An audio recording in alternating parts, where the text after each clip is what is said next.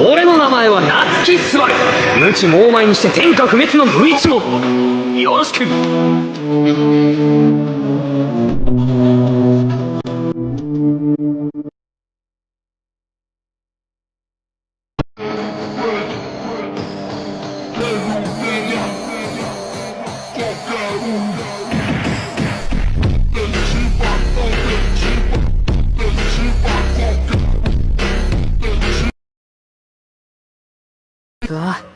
ありがちなパターンとしては最初の部屋がゴールの可能性。な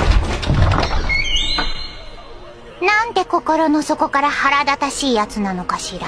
第一村人発見。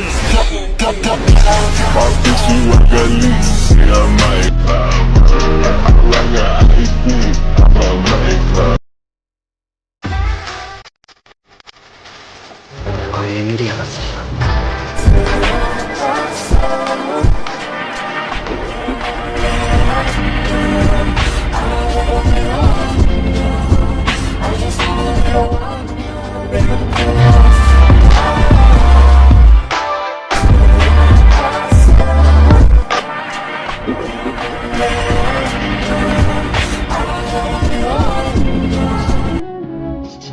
母に二人にかけて誓います。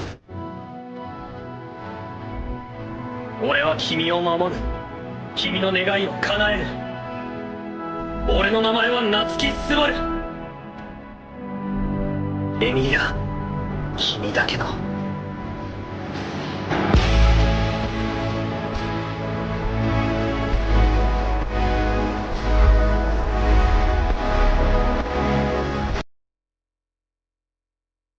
俺を選べ、ベアトリス。誰かに外に連れ出してほしいか。お前はいつも扉の前に座ってたんじゃないのか。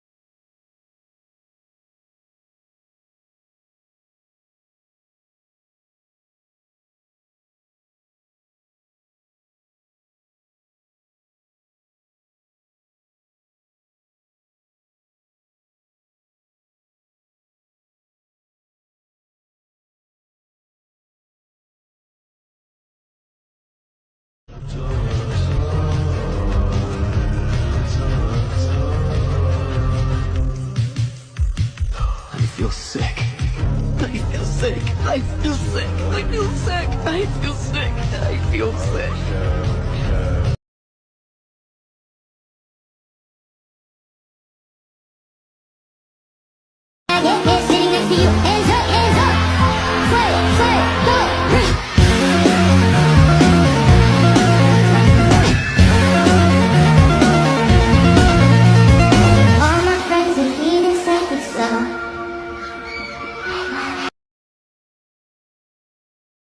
「疲れるわな」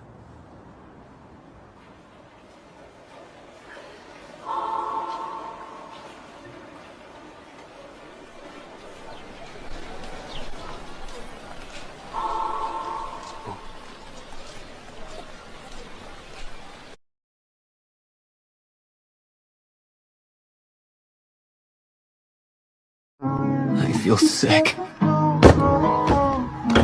Don't you think my knife technique has come a long way in just one day? I think my talent is finally awakened! I feel sick. I feel sick. I feel sick. I can do that makes such amazing crafting possible!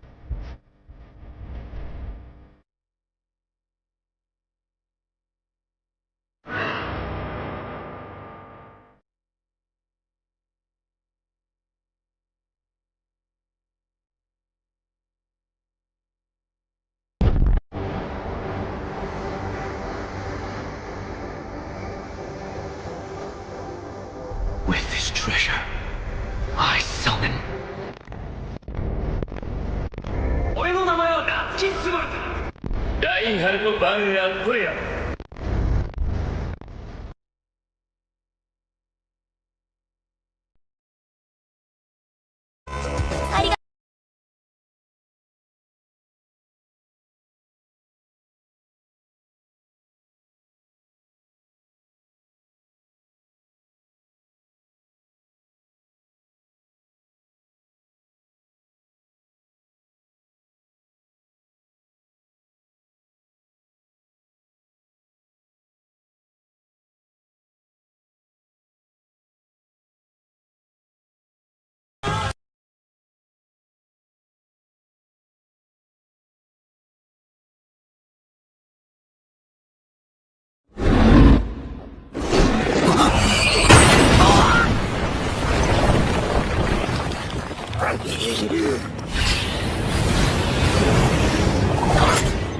緊急脱出見た来るなら来いや根性入ってるよさあ姿を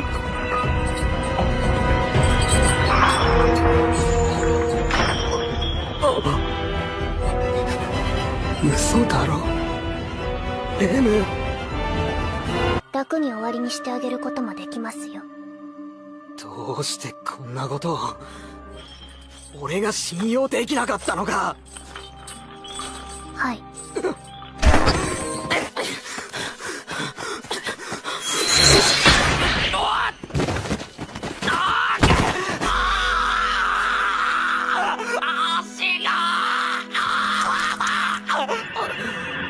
こんなあっさり死なれては聞き出すことも聞き出せませんから。ではエミリア様に敵対する候補者の陣営の方ですか？俺の心はいつでもエミリアタンのものだ。誰にどんな条件で雇われているんですか？エミリアタンの笑顔にプライスレスで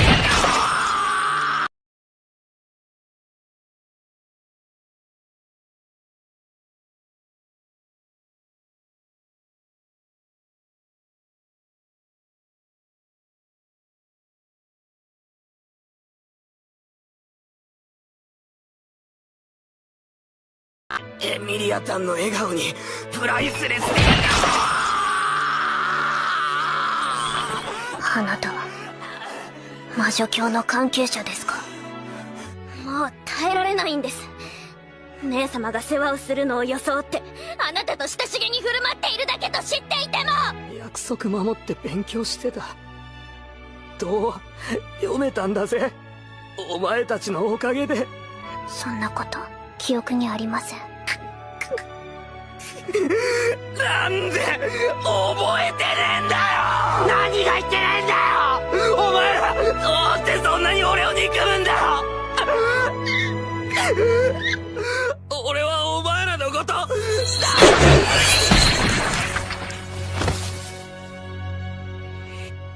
姉様は優しすぎます。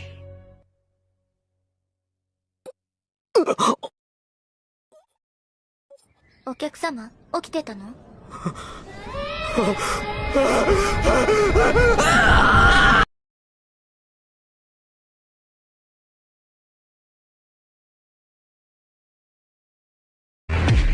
？You're not gonna kill me. Because you can't. What makes you think that? Because I don't die!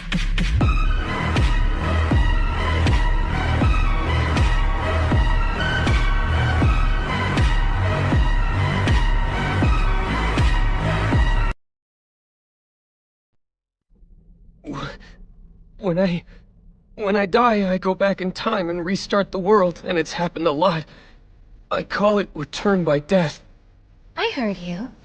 And before I heard you, I saw you. I die, and I come back.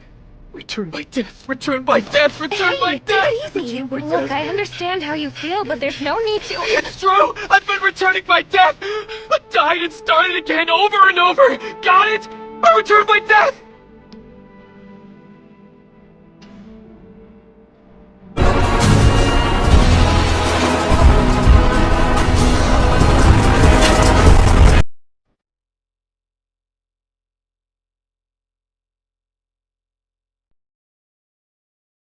救えない話だ。ありうべからざる今を見ろ。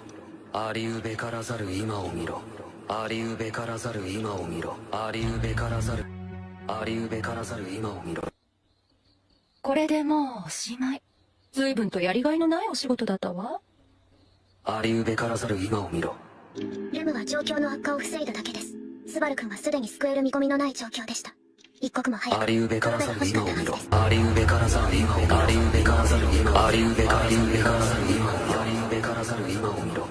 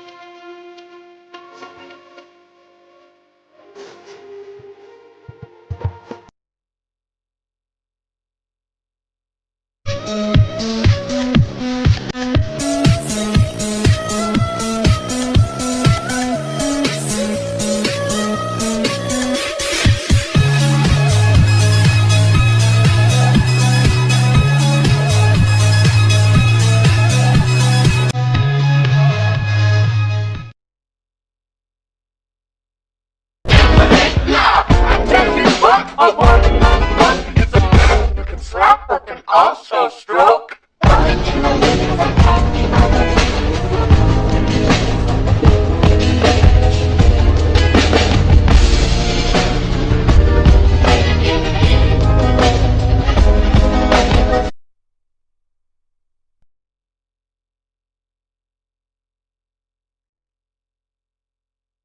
I 死に戻り俺は死に戻りしてたんだ。なんでも死んでやり直して俺は死に戻りよ。愛して愛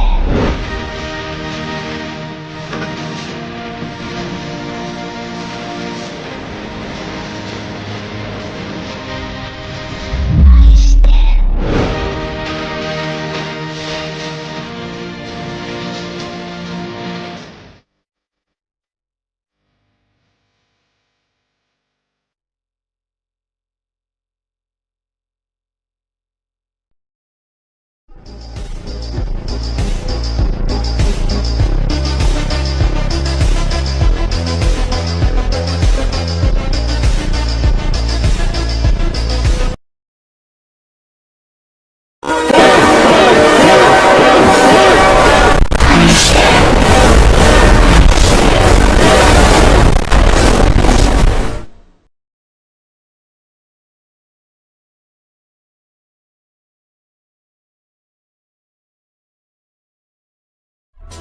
スバル君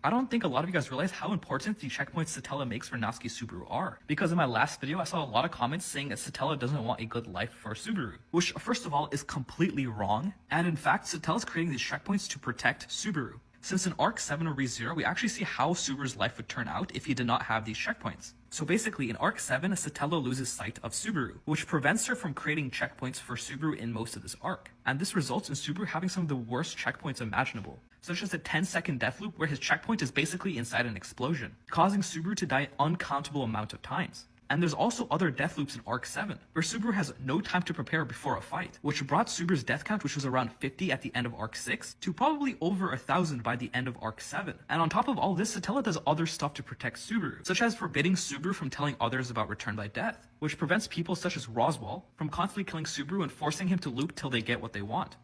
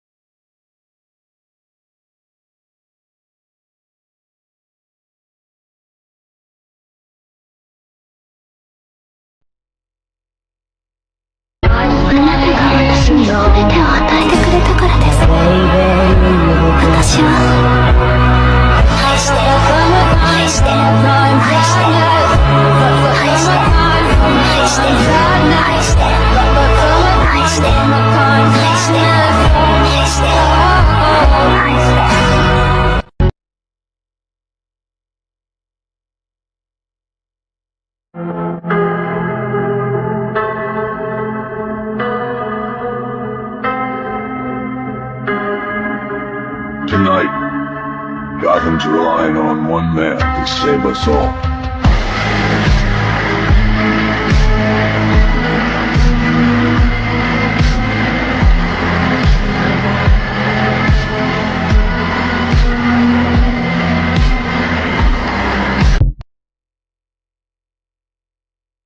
People in our everyday life get PTSD from a lot less. And then we have Subaru, who's still able to mentally come back from some of the worst things imaginable, like facing thousands of mob beasts who are crawling through every single one of his holes and eating him from the inside through his intestines. We're seeing all the people he cares about die over and over, or getting stuck in 10-second death loops where he dies thousands upon thousands of times. But at the end of the day, Subaru is still coming back from all of these traumatic experiences. Yes, some of them have a lasting impact on him.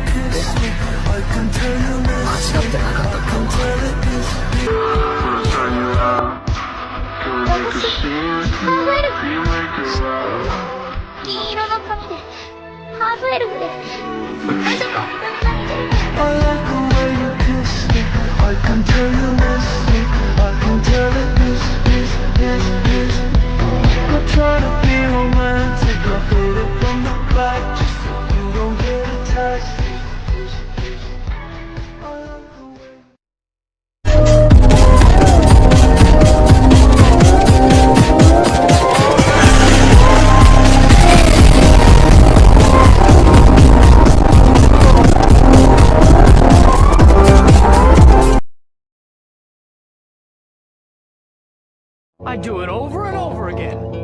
That's my life, over and over and over and over and over and over and over and over and over and over and over and over and over and over and over and over and over and over and over and over. Okay, Clay, I get the point. No, you don't!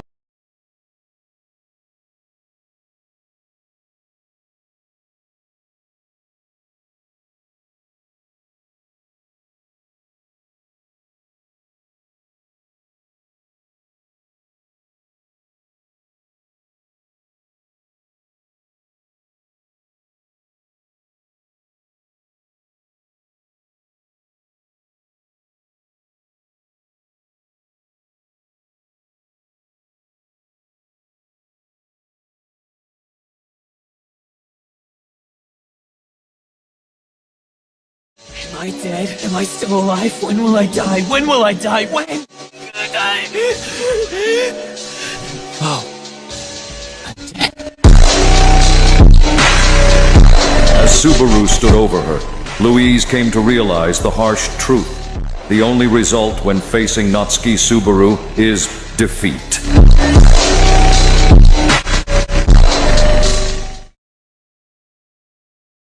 Someone who can withstand that is not human. Monster, a monster. The human heart cannot withstand something like itself dying. Don't want to die.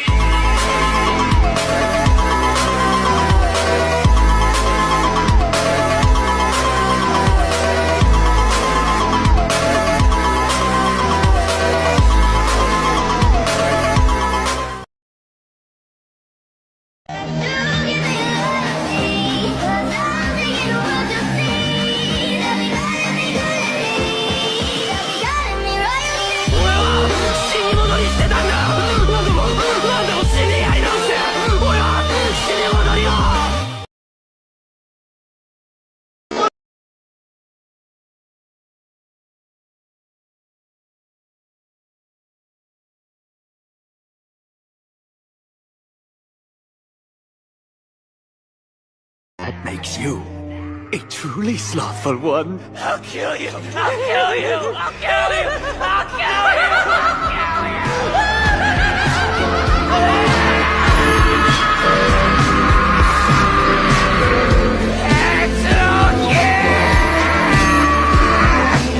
I'll kill you! I'll kill you!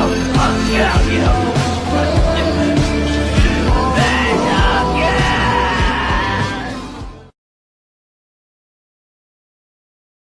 My brain trembles. It hurts!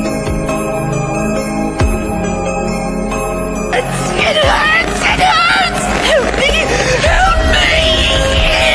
Help me! Help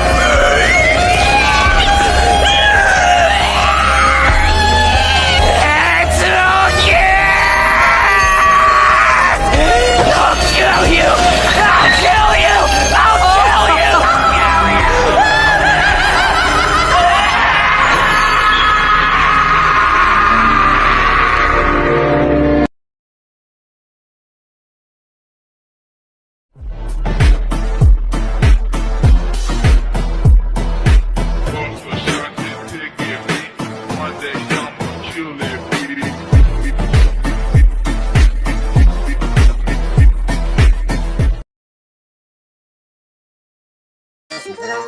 Follow my instructions. There's no time for introductions. He was the one that made us. You'll be the one to save us.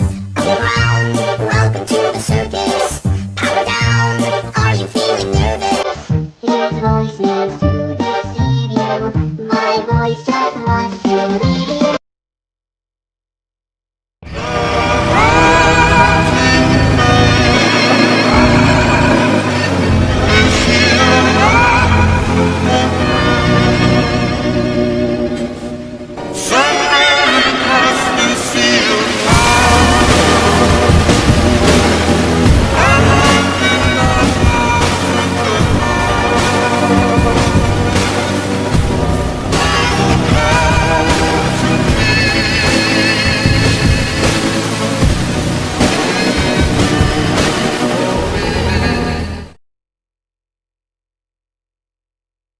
So continuing off my last video, what would happen to everyone in ReZero if Natsuki Subaru was not isekai'd? So already in Arc 1, Felt and Amelia die to Elsa at the loot house after Felt steals Amelia's insignia. Then we have Crush dying and her camp being absolutely decimated after fighting the White Whale, which just like in the Pride route will cause Crush's existence to be erased, meaning that Felix will become depressed and eventually die like he was going to in the Pride route. Additionally, because Felt is dead, Reinhardt will never join anyone's camp, and the entire country of Lagunica will take a hard loss because most of the royal selection candidates are dead. Felt is dead, Amelia is dead, and Crush was erased from existence, which only leaves Anastasia's camp and Priscilla's. And on top of this, Rem could still die from the curse in Arc 2. Garfield will still be trapped in a sanctuary. Otto will never pay off his debt and become a debt slave. And Beatrice will still be stuck in the Forbidden Library. And since no one will contract with her to save her, Beatrice's goal will just be to die. Furthermore, the world will be absolutely terrifying, since the witch cult will be more active because Betelgeuse, Regulus, and all the other archbishops are still alive. Great disasters such as the White Whale and Great Rabbit are still around, killing potentially thousands of people. underrating how smart Natsuki Subaru is, because Subaru's out here figuring out how to counter the authority of Sin Archbishops within like 10 minutes and creating entire plans to defeat them. Or like in Arc 7, he's coming up with elaborate plans to conduct an entire civil war and even a bloodless siege that surprises some of the smartest people in all of ReZero. Or like in Arc 6, tackling some of the hardest trials and obstacles, which includes some of the strongest existences in ReZero, all while losing his memories and having limited time. Like on top of that, even in Arc 8, when Subaru's regressed down to a child, he's still figuring out how to save the entire world and lead armies. And Subaru's intelligence isn't just limited to planning. In Arc 4, Subaru's able to use his charisma and emotional manipulation to save everyone around him. And this isn't even including all the feats that Subaru did in the other routes. Like, sure, Subaru isn't the best at like mathematics and science. And Subaru's main problem, especially at the start of the series, was just his ignorance about the world. But when it comes to creativity, the ability to adapt, deduction, and making strategies, Subaru is a genius. Satella knew exactly what she was doing by giving this man Return by Death.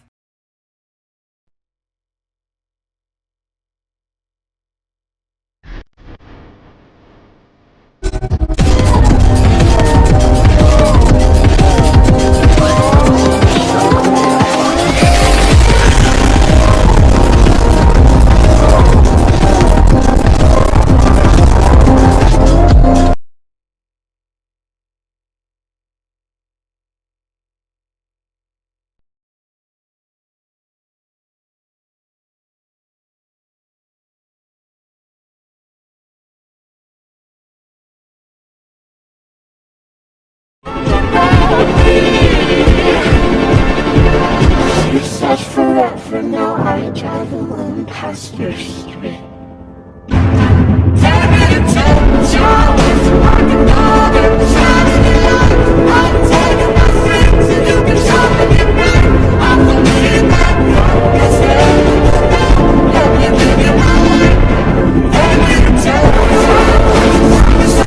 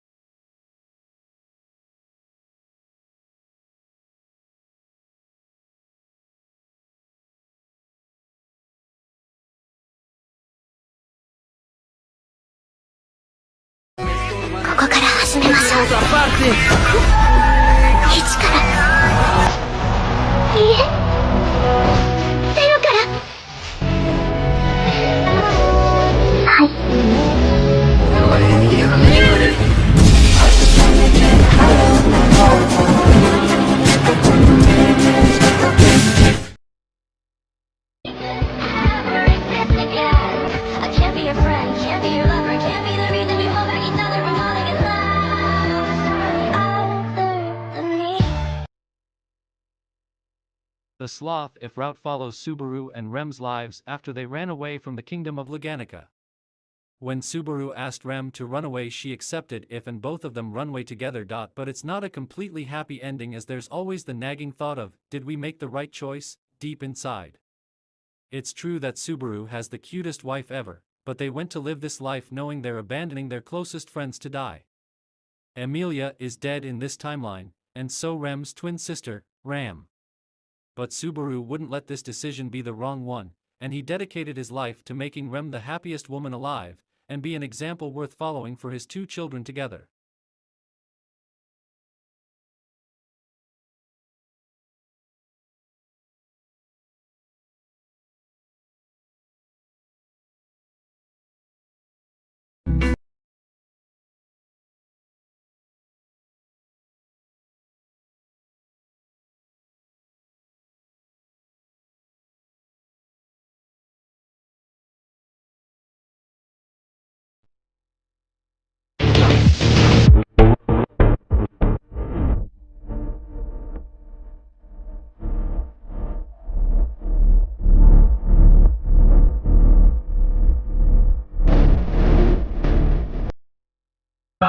5 states.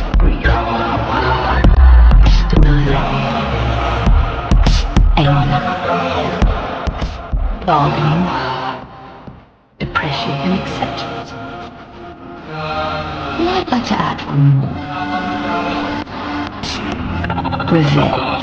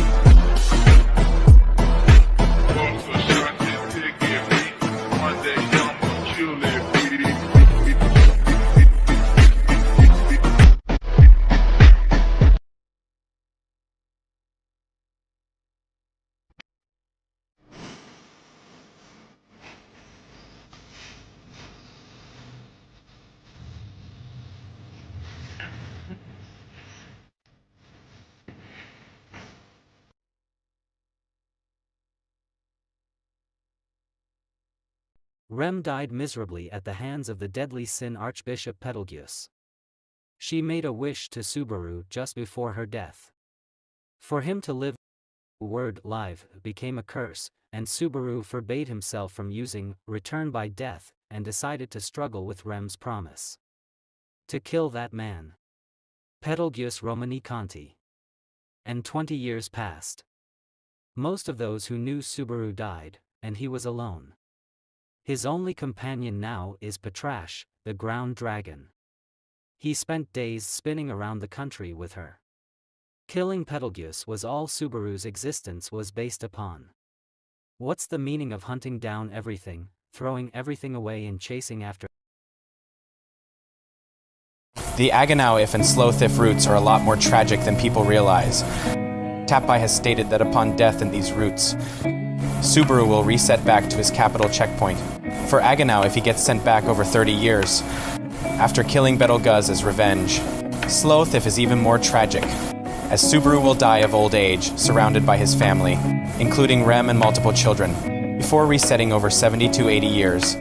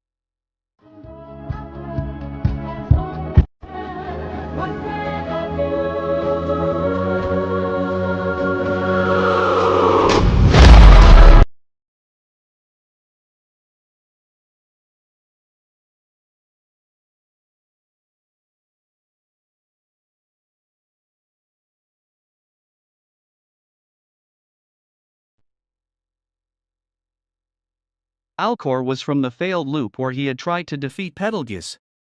He had died so many times up to the point that he had discarded his original name and adopted the name Alcor and took on a different appearance. Alcor's personality was the opposite of Subaru's. Alcor has a cold and heartless personality, as if any emotions from him was gone. Alcor was an illusion of Subaru created by Lilac.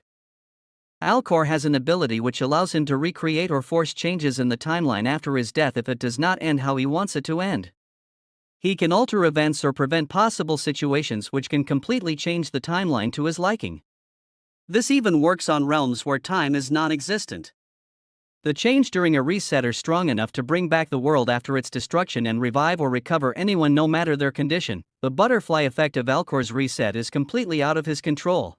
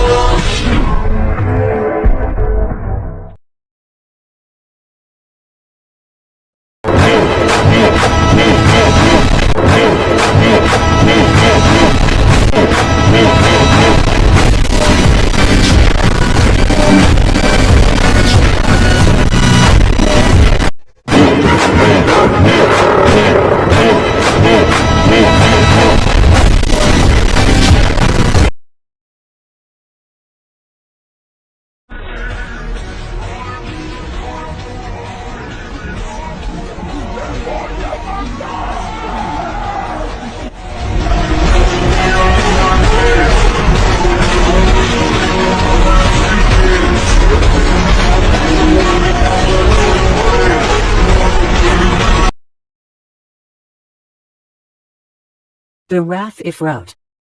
When Rem dies from the shaman's curse and Ram tries to kill Subaru for being all suspicious. She chases him outside and prepares to kill him, but Beatrice interferes and offers to protect Subaru.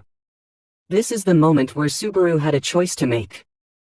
Subaru could accept Beatrice's assistance and engage Ram in combat, jump off the cliff and simply restart from his last save point. Obviously Subaru made the right choice. He strengthened his resolve and jumped off to keep going over and over until everyone he cared about was safe. But in Wrath if this doesn't happen. Instead of jumping off the cliff, Subaru accepts Beatrice's offer to protect him from Ram. Beatrice teleports him and Subaru escapes into the forest, but eventually Ram catches up with him. Subaru falls on the floor as Ram is choking him to death, too weak to fight back. Subaru just about ready to accept his death when suddenly Ram lets go of his neck, coughing up blood. Subaru realizes that Ram has collapsed from exhaustion. While she was chasing him through the forest, she got attacked by countless demon dogs along the way. The amount of wounds on her body would have normally killed her, but her hatred for Subaru was strong enough to keep her alive. She was trying to kill him, and she failed. Gazing down at her motionless body, Subaru picks up a large rock with both his hands and lifts it up into the air. The sound of the rock her skull echoes overthrow the forest. It was first act of long series of violent acts committed by Subaru. Subaru continued spiraling out of control down the path of crime and eventually ended up founding a criminal organization called Pleiades. In just 2 years, Pleiades had already become infamous throughout the world, and Subaru's reputation as a criminal had spread around as well. Working for Subaru's organization are a number of successful mercenaries, as well as 2 of the strongest people. One being Cecilus and Halibel. At Pleiades headquarters, which is a large castle called Pandemonium.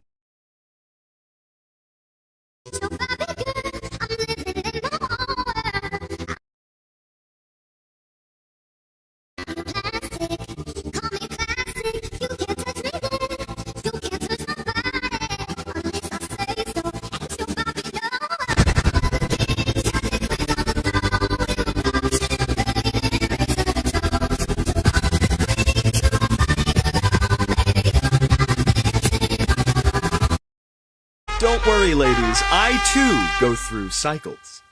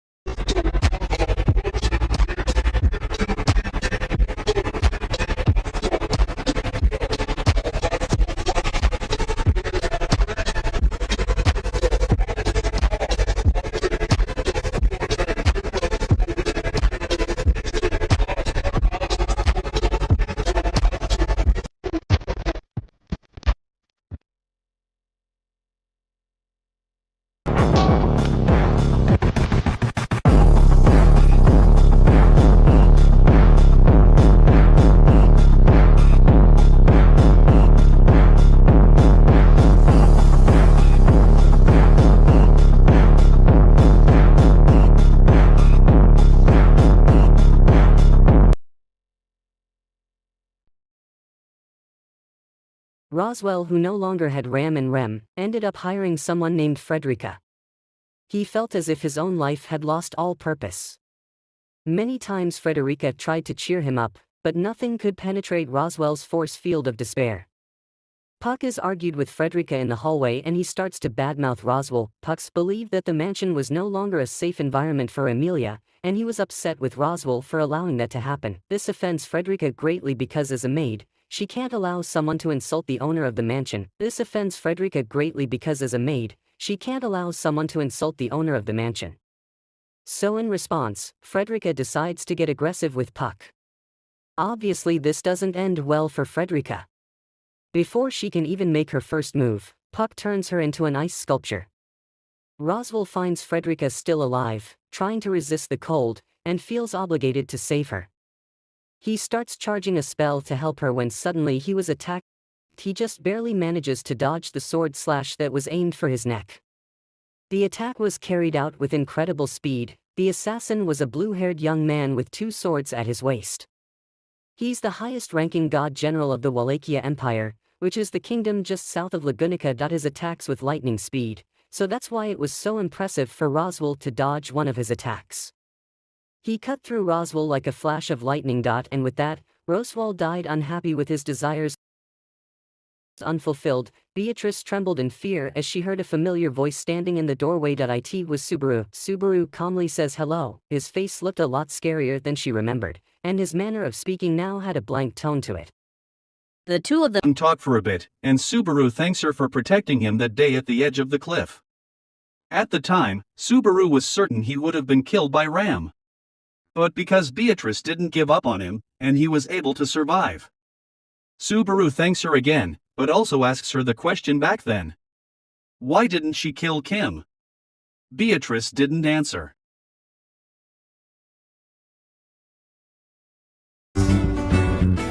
Yo no sé cuál fue la razón. Yo te estaba dando todo mi amor.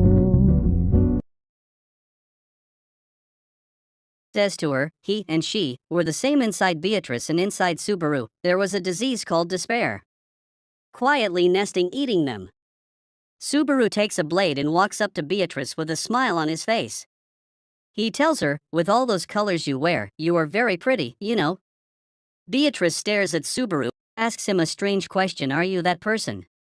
That this version of Subaru will never know the meaning of.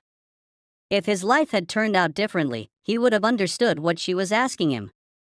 But regardless, he still tried his best to give her a comforting answer. And then, as her last set of tears hit the floor, Subaru kills Beatrice with his blade. The Roswell mansion was no longer a safe environment for Emilia to stay in. So Puck and Subaru formed a plan to kill everyone in the mansion and bring Emilia back to Pandemonium. Everything went according to plan and they rescued Emilia, and on their way back they actually took Frederica with them as well because they needed a maid.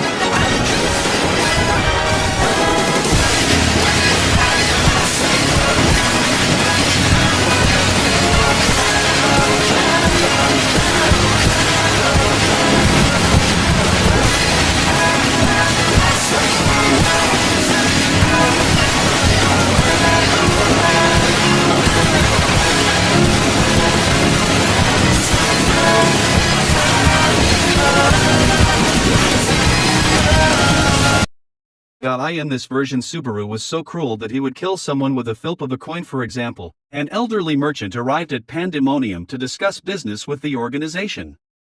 In the end, Subaru appeared to be satisfied with the meeting, but as the merchant was on his way out, Subaru flipped a coin. "Tails," he said. And that was the last thing the old man heard before he was decapitated by Halibule. So later that night when Frederica brought him his dinner, he flipped another coin as she was leaving. "Heads," he said. "Don't worry, Frederica, your family is safe for now." Frederica left the room with tears in her eyes, wondering why her life had ended up like this. Subaru's behavior eventually led to his nickname, the Purge King. The Purge King truly was the physical embodiment of fear itself. Just being in the same room as him was enough to make someone physically sick. Oftentimes he would let a person's fate be decided by the result of a coin flip. Heads, they live; tails, they die. The slightest annoyance, even by one of his own men, would sometimes be a death sentence. Even his most trusted allies, Halibule and Cece, would occasionally have their lives threatened. In the deepest part of the building, there was a heavily guarded room that housed Emilia, whom everyone referred to as the princess. Emilia wasn't allowed to leave the room and she had no visitors other than when Subaru once every 10 days. She dropped out of the royal selection after Ramon Rem died and abandoned her dream of creating a world without discrimination. Now she spends her life locked in a cage. The new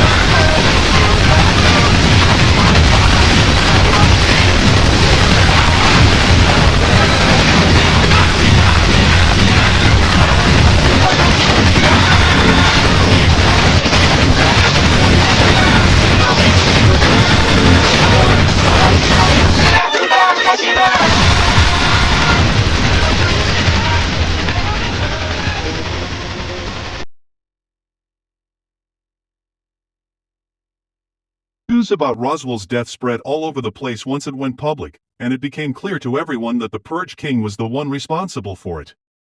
So the Kingdom of Lagunica decides to deploy a group of knights to Pandemonium and finally put an end to the Pleiades organization. In the middle of Pandemonium's reception hall, a blinding light swallowed the entire room and then shattered. Many of Subaru's men were vaporized by that single attack and the structure of the building began to collapse. This was but a single blow from none other than the Sword Saint himself.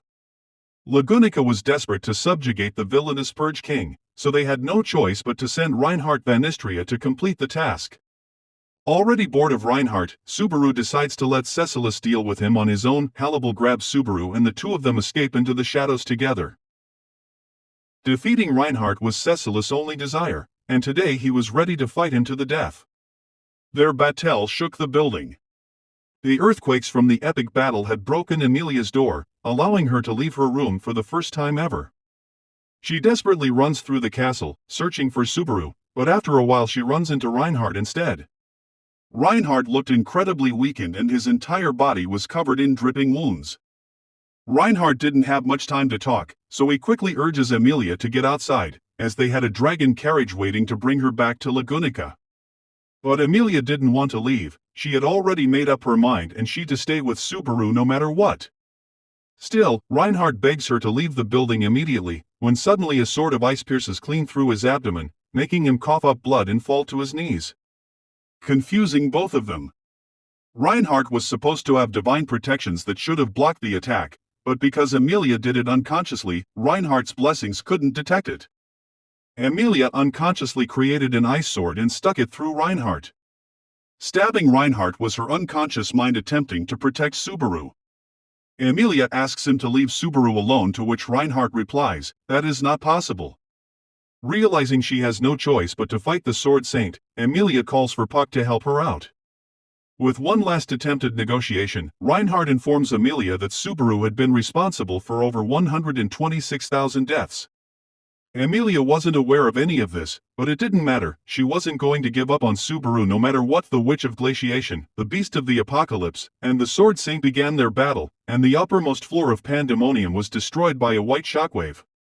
While escaping, Subaru encourages Halibule to leave the castle and continue his life somewhere else. Suddenly, he hears Emilia's voice, which confuses him, as she was supposed to be locked in her room on the opposite side of the building.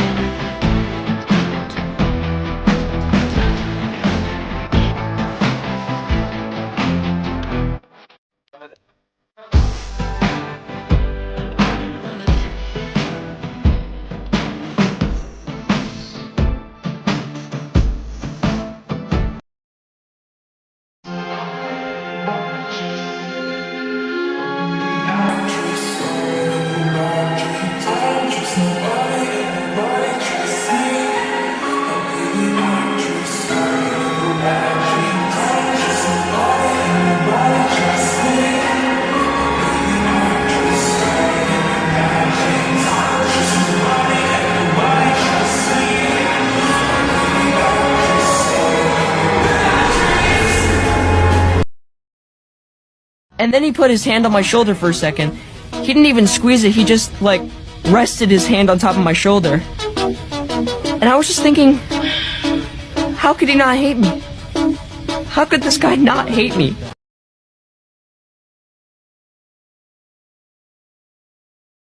AIDS killing Subaru in the Roswell mansion ended up traumatizing him, giving him extreme trust issues that basically ruined his life. He became a monster who the entire world was scared of. But in reality, he was the one who was actually scared the most. He would have panic attacks and do self-harm. Emilia's voice, which confuses him, as she was supposed to be locked in her room on the opposite side of the building. She runs up and hugs Subaru and begs him to run away with her. She explains that she did resent him at first for what he did to her, but it didn't matter anymore. Even after she learned all the evil acts he has committed as the Purge King, Emilia says that she has forgiven him for all of it. And that made Subaru distrust her. How could anyone forgive him for all of the horrible things he's done? To Subaru, whatever he had done was unforgivable. Subaru shoves Emilia across the hallway and calls her a liar. As Subaru watches in horror, Emilia's color slowly fades to gray, all his other thoughts disappeared and everything in his head was suddenly replaced with fear. He starts to scream in agony as Emilia's silver hair and amethyst eyes turn to black and white. Subaru lost the ability to see color.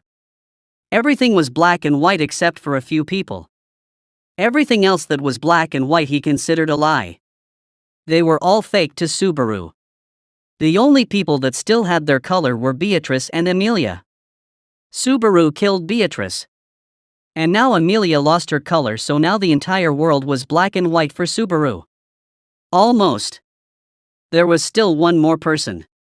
One last opportunity for Subaru to see something other than black and white.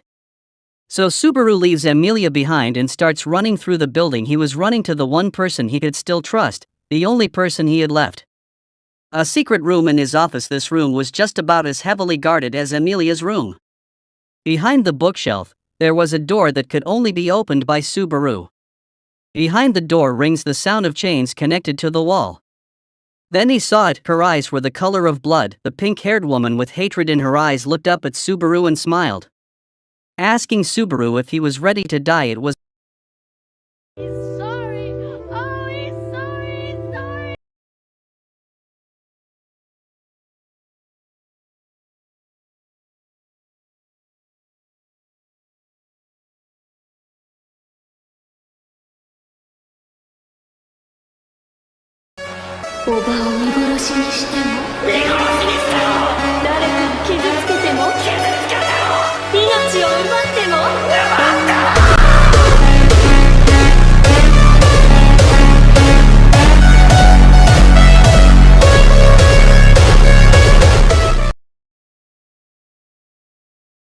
It was a ram.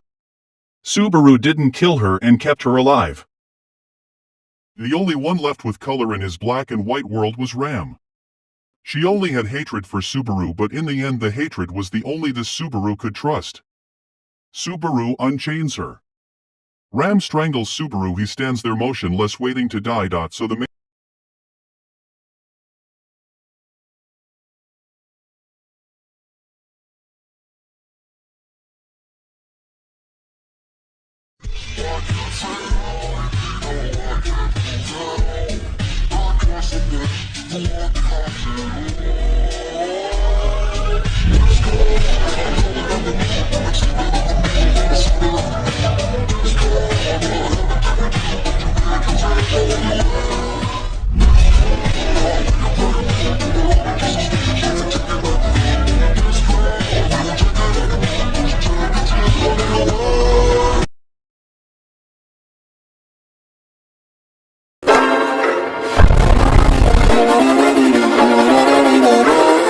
Cross my heart and hope to tell you I'll cross in my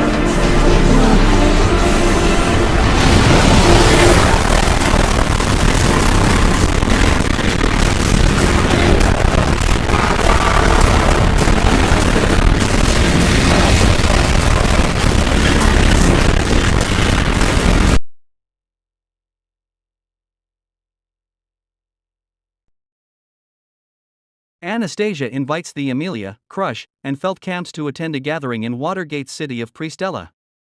Soon after they arrive at the Watergate City, Sin archbishops of the witch cult appear to take control over the city, forcing Subaru to unite all the camps in order to defeat them.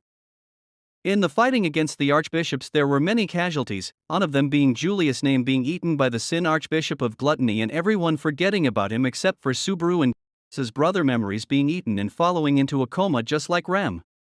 To undo this, Subaru, Emilia, and the ground the Pleiades watchtower. To meet the sage Shala. Pleiades watchtower the meet Shala. But it turns out that Shala was not the great sage but his disciple. And Shala believes Subaru to be her master due to Subaru apparently having Flugels sent, she believes him to be her master. To find answers they enter the tower and do its trials. After completing the first trial they find a library containing the Book of the Dead.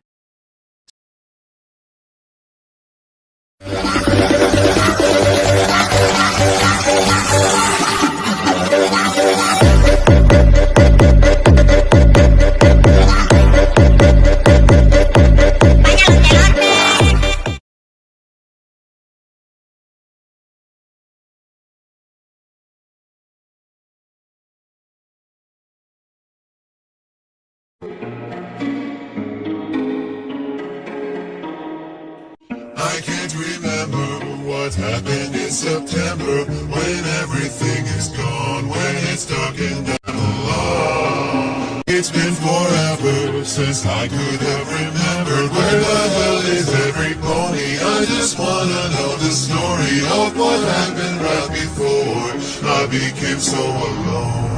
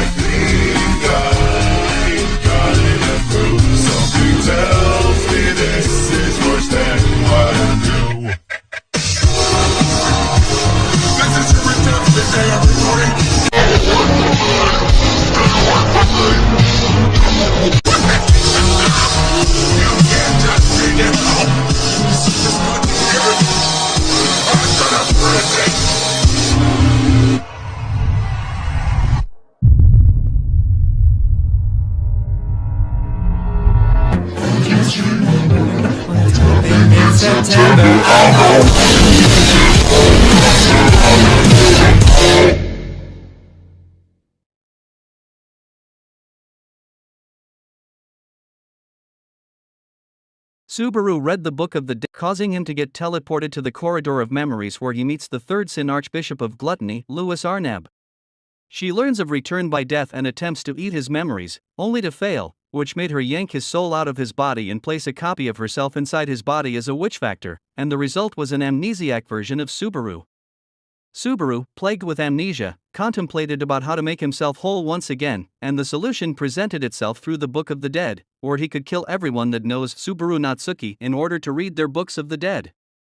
Fortunately, however, even when plagued with amnesia, after meeting Emilia and talking to her, Subaru had realized that this was not the right decision, and in turn was able to solve the situation by returning to the Corridor of Memories. The witch factor possessing the body of Subaru withdrew out of said body and clashed with the real Louis, giving Subaru the chance to escape.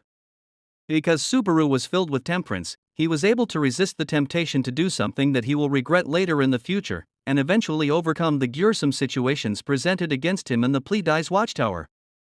In Tsujihagu, this does not happen. Subaru is extremely gluttonous, and due to not talking with Emilia, he gives in to his insatiable hunger for the pieces to patch back the real Subaru Natsuki, causing murder to become a habit for him, using Shala to kill everyone that knows Subaru Natsuki to read their books of the dead, distorting the story and making it spiral down to an extremely gruesome destination. Subaru's hair turned white due to the stress and shock of experiencing Beatrice's Book of the Dead. His loss of vision in his left eye occurred after he hit his head on the tower's walls. In the eyes of gluttony of Subaru, Natsuki Subaru seemed to be someone he couldn't comprehend, and he didn't understand why others held expectations for him. This is where the ideology of murder becomes a habit comes into play. The solution he saw was to kill others and read their books of the dead to find out everything. He believed that by doing this, he could understand why others trusted that Subaru and see their true intentions. Justified his actions, knowing they were wrong, but he clung to this ideology as his only hope. He couldn't allow it to be denied because it was the solution he had found. He believed that by killing others and reading their books of the dead, he could bring back the Subaru who could save everyone.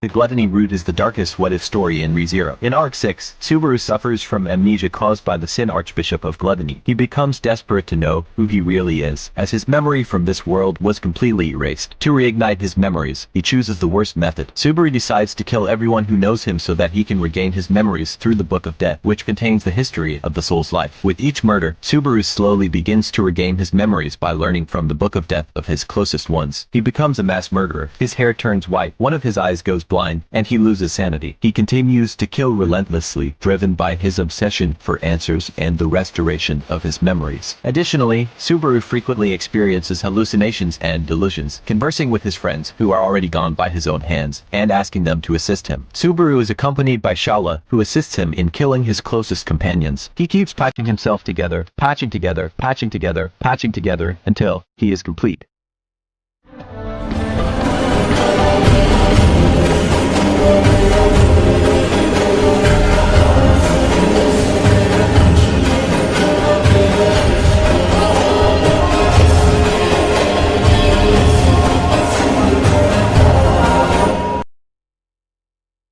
The gluttony of Subaru kills of all of his friends. And he intended to kill everyone who knew him. Subaru flooded the entire city of Pristella, killing many innocent people to kill Otto, because in Subaru's point of view, from all the memories, he views Otto as the most dangerous person, because he believes that if Otto returns to the kingdom he will hinder Subaru's plan. With help of Shala, Subaru killed Grayfiel and Otto.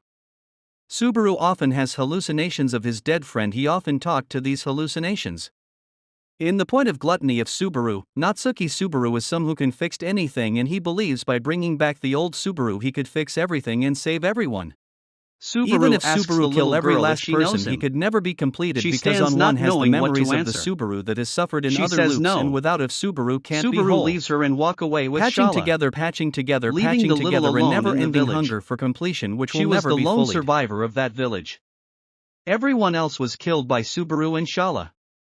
Later Reinhard finds he and takes her with him, just as Subaru planned.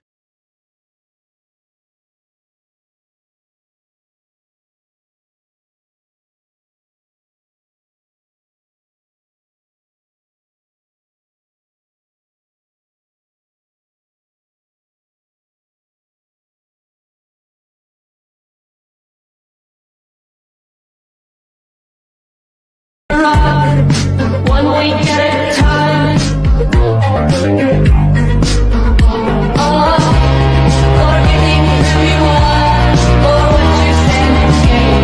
Just know that you'll be high.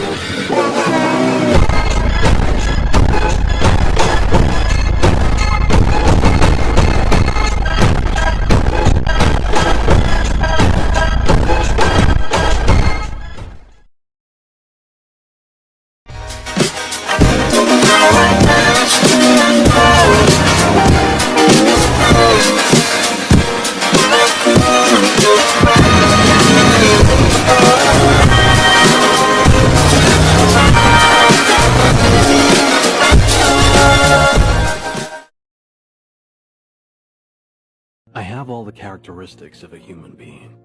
Flesh, blood, skin, hair. But not a single clear, identifiable emotion, except for greed and disgust.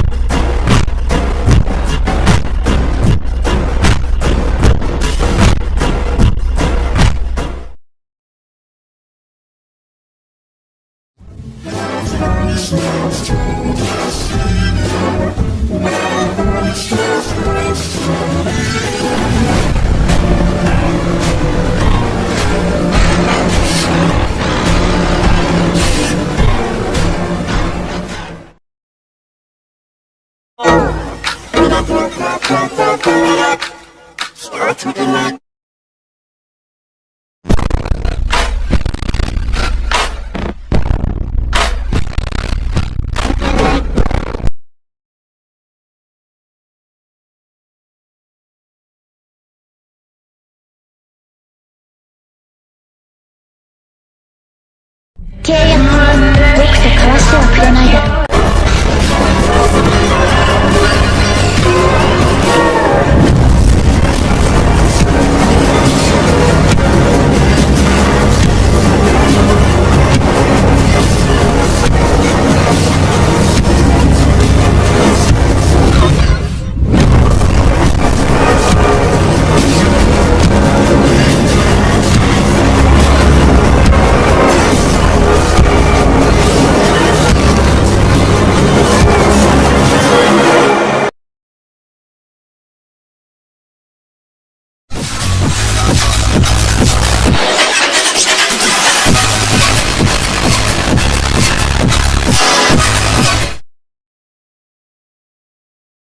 So, Subaru, I would like to form a contract with you. Are you interested? A contract with me?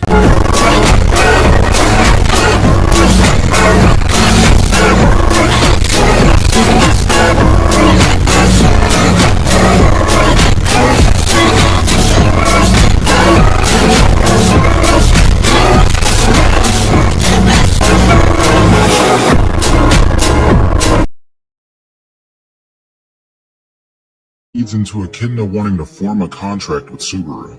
She lays out all the points and he starts to seriously consider it, but this gets interrupted by Minerva, the Witch of Wrath.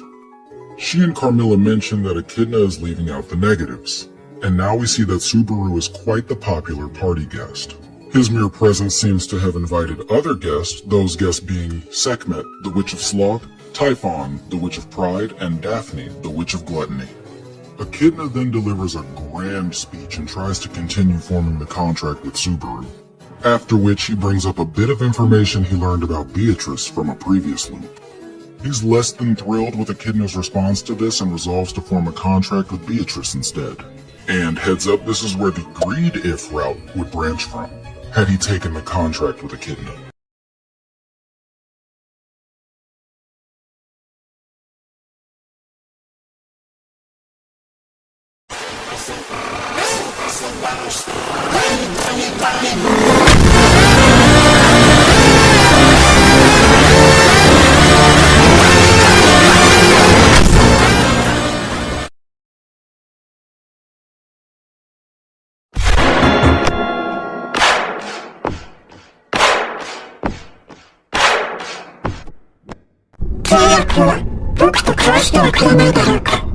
Natsuki subaru.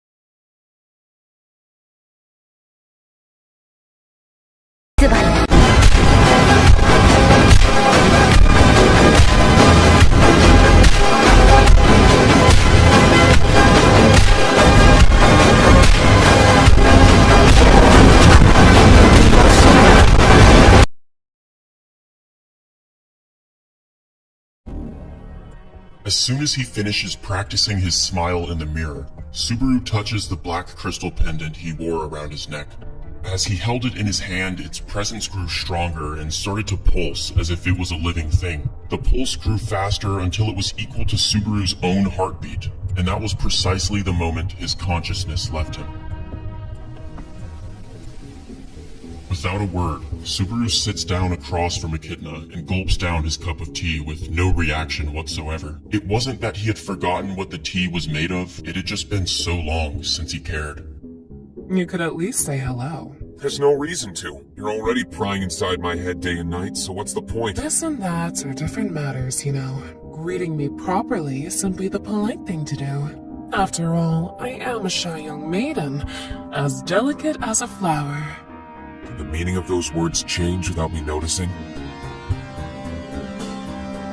Echidna was quite tolerant towards Subaru's impoliteness, so his sarcasm didn't bother her.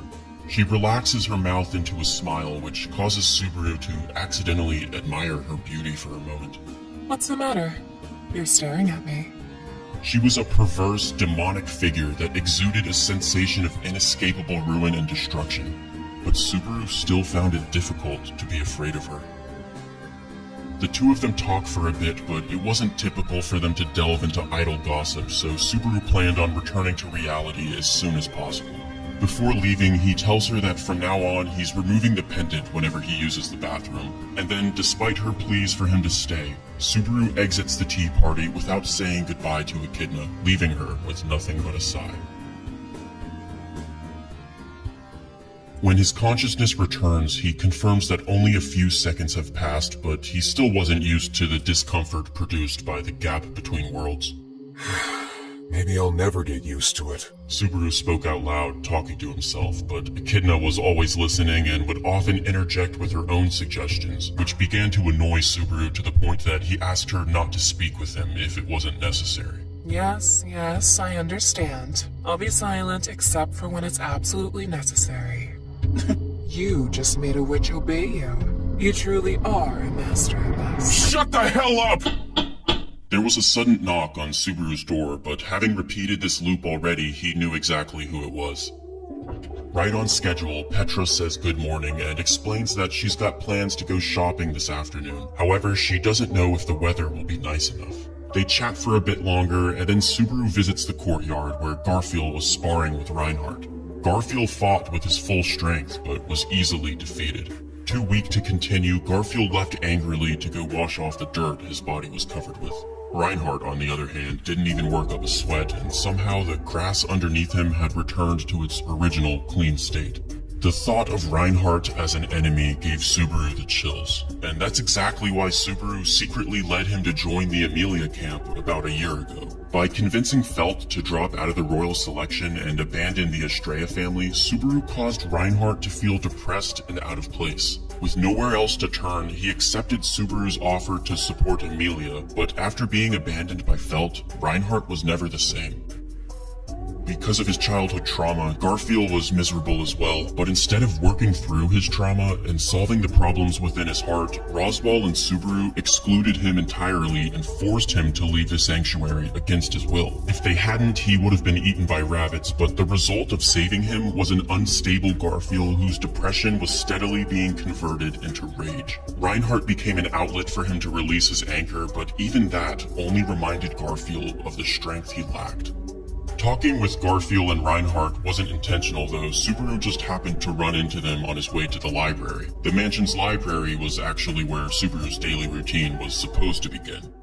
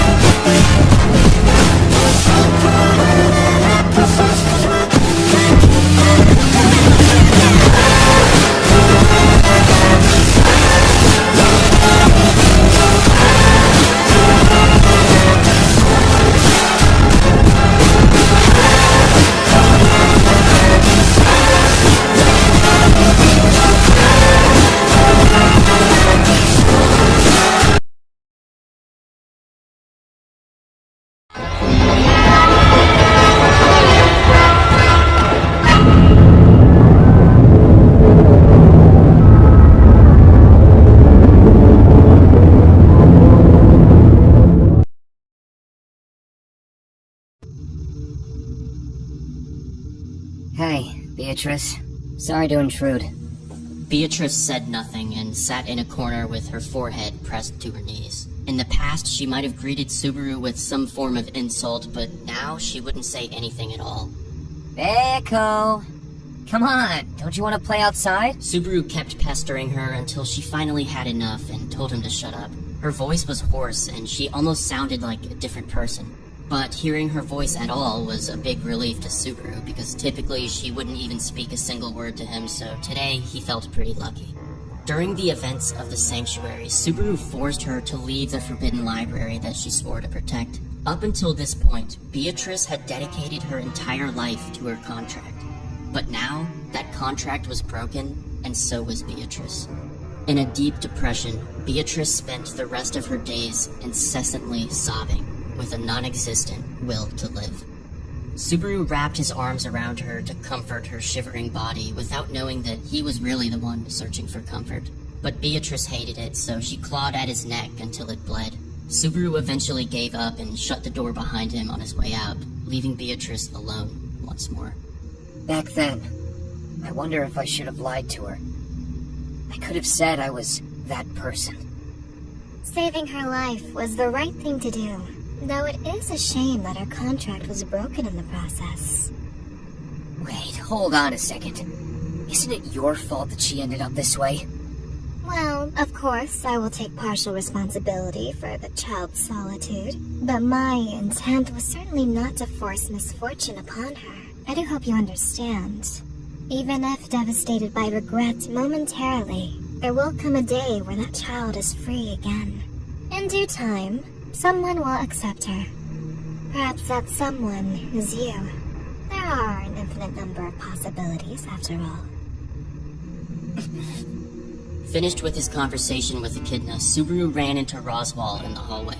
Roswal appeared to be in an excellent mood, and there was a certain element of respect in the way he addressed Subaru.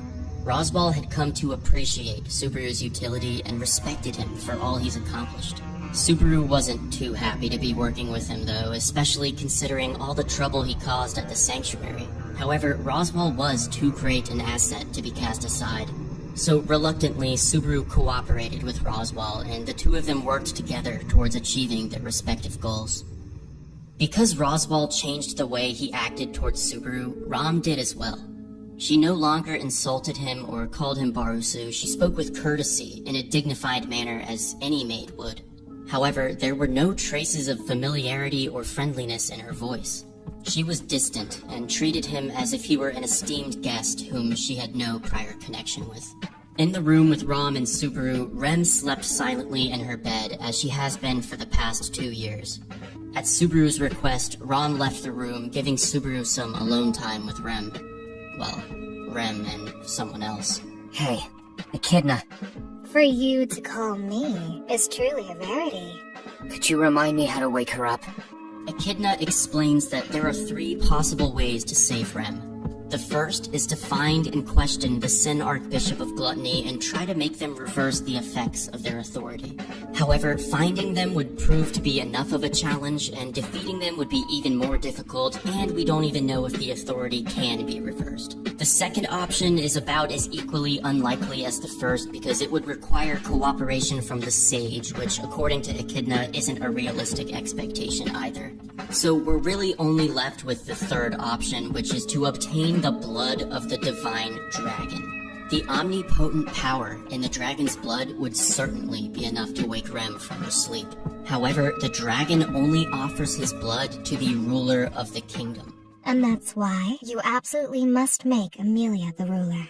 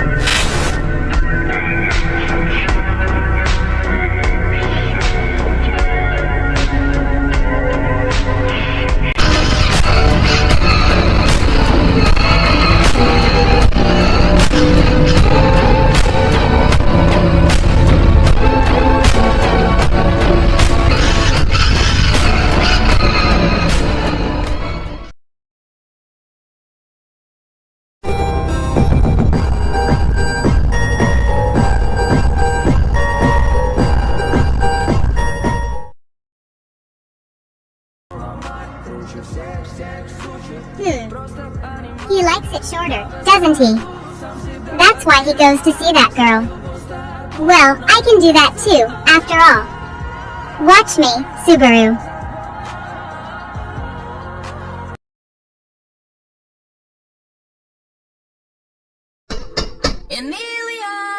Subaru knocks on Emilia's door, and Emilia knocks back from the other side.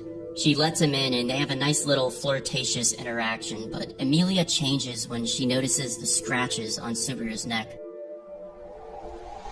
Immediately, she realizes that Beatrice was the one responsible, and then a large quantity of mana surges out of her body. The air starts to freeze, and Emilia loses control. Soon, the mansion and everything around it will turn into ice. Emilia, calm down. Everything's all right. Hey, Emilia, look at me. Subaru hugged Emilia's body and desperately called out to her. Eventually, she snapped back to reality after seeing Subaru smile at her. Earlier that morning, Subaru had practiced his fake smile in the mirror because he knew Emilia would need it. If she had continued to freeze the mansion, Reinhardt would have had no choice but to stop her, and Subaru probably would have had to use Return by Death again. So luckily, the fake smile worked, Emilia calmed down, and the mansion was safe again. Emilia was so different from before because what she saw in the trial brought back painful repressed memories that continue to haunt her relentlessly. And because Subaru took the trials for her, she was never able to overcome her traumatic past, resulting in an unstable, incomplete version of Emilia that was now entirely dependent on Subaru. I bet it would be more convenient for you if she were an emotionless doll that followed your every command. Subaru tried his best to ignore Echidna, but sometimes it was difficult to do so.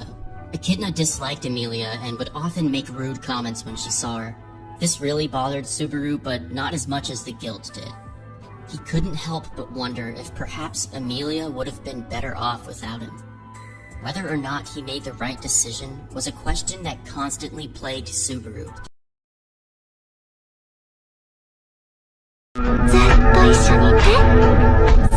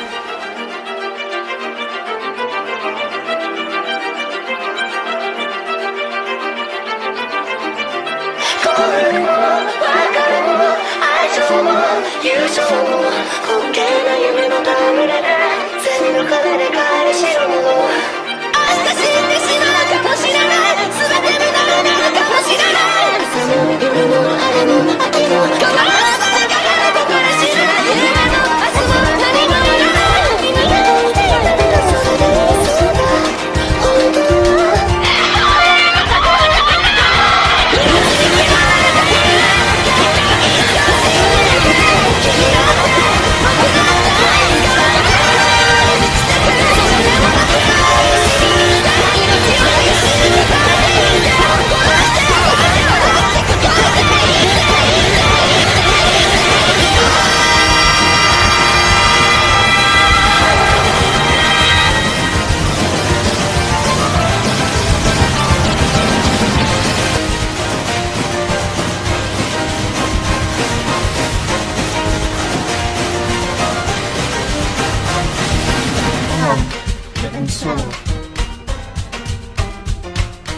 One is love, always free.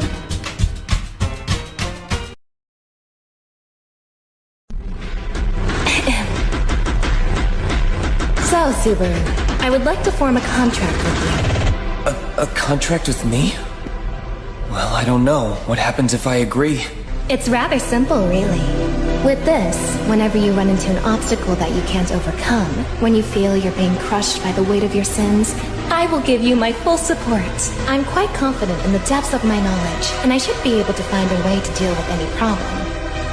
But most importantly, I can share in your return by death ability. Do you know what then? I think this isn't such a bad idea. I would not recommend self-harm. It is not particularly enjoyable to watch, from what I have seen. If you must unleash your violent urges, it is better to direct them at me. After all, was it not my suggestion when we made our contract? I told you that, when you could no longer bear the weight of your repeated deaths, you could use me as an outlet. You are free to punch, kick, or even strangle, whatever you like. Other things are fair game, too. Or would it comfort you more if I cried and begged, clinging to you for mercy? I am not particularly good at it, but it is not like I cannot do it. If it helps you, let off steam. Maybe it would not be a bad idea to learn such techniques. I could shed tears, plead for forgiveness, and even if you split my forehead, break my neck, and vomit on my corpse, I will forgive you. And in one particular loop, Subaru is eaten alive by the guilty Lo. Upon his return by death, Subaru enters the witch's tea party and meets with Echidna, and this is actually some sort of tradition for him, because when he returns by death, he's able to meet Echidna and relay the information he's gotten, and then Echidna is able to give him advice and formulate a plan. The way he does this is by using a crystal, and this crystal allows Echidna to essentially access his memories from his failed loops, allowing Echidna to be caught up. However, Subaru is of course extremely broken from being eaten by the guilty Lo, and with Echidna's chiding, it obviously doesn't help, and this causes Subaru to lash out at Echidna, throwing the sharp crystal at Echidna's head and causing her to bleed and bruise from it. Echidna also notes that Subaru has violent days and calm days, and on this specific instance, Subaru's violent nature has won out. After seeing this outburst, Echidna offers her body to Subaru. After all, in return for making a contract with Subaru, she will do whatever's in her power to help Subaru get through his pain and trauma, and her solution is for him to take his anger out on her. And Echidna suggests that Subaru should just beat her, to punch her, to kick her, and that she's resistant to pain and humiliation, so Subaru can do whatever he wants to her. During this, Subaru tells Echidna to stop it. However, Echidna continues, saying that if he wants, she can actually be more emotional as Subaru beats her. She can scream, she can cry, she can beg for forgiveness. However, this just makes Subaru angrier, and he snaps. Subaru, consumed by rage, stands up from his chair and makes his way over to Echidna and pushes her chair over, which causes Echidna to topple on the floor. He then proceeds to wrap his hands around Echidna's neck and strangles her to death, snapping her neck. He then proceeds to vomit all over Echidna's chest. Subaru feels regret after he kills Echidna, and he remembers the feeling of her neck snapping. It feels so bad that Subaru starts smashing his head into the floor, wanting to forget about the feeling of Echidna's neck snapping. As Subaru wishes to die and continues to smash his head into the floor, he's touched from behind, and we see that Echidna hugs him from behind. Despite having a bruised neck and blood dripping down her face, she states that she will forgive Subaru no matter what he does to her.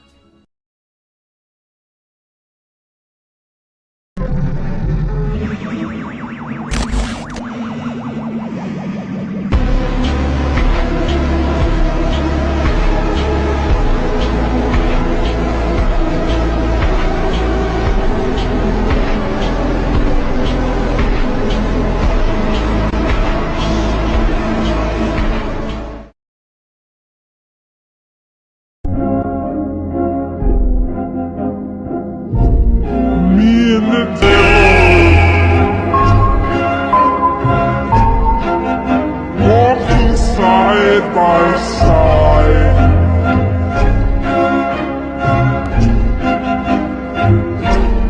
Me and the devil.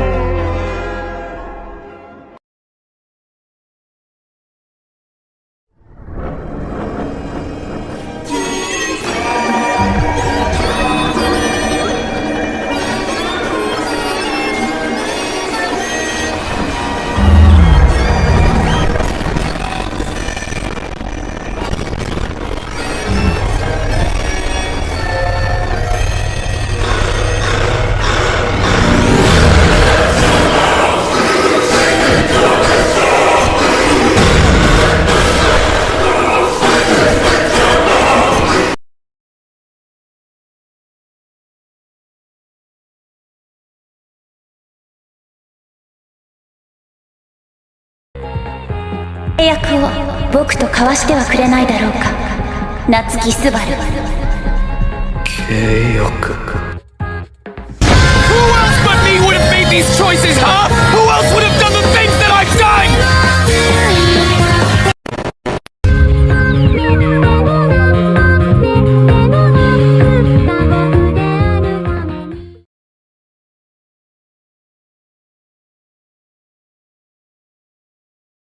A dream. I saw a dream. A dream that wouldn't end. Over and over again, I repeated and corrected every mistake. But before I knew it, I lost count.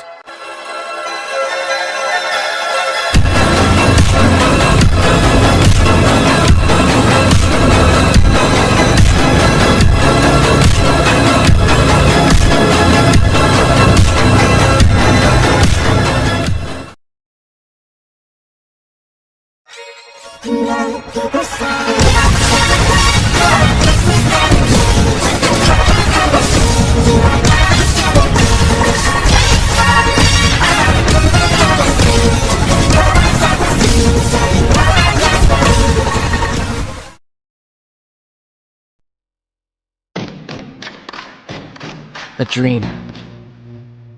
I saw a dream. A dream that wouldn't end. Over and over again, I repeated and corrected every mistake. Before I knew it, I lost count. I died over 100 million times. And yet there was still a place I wanted to reach. A wish I wanted to protect. No matter what, I had to save everyone. And that's why I took her hand. It hurts. It hurts. It hurts. It hurts. Am I dead? Am I still alive? When will I die? When will I die? When?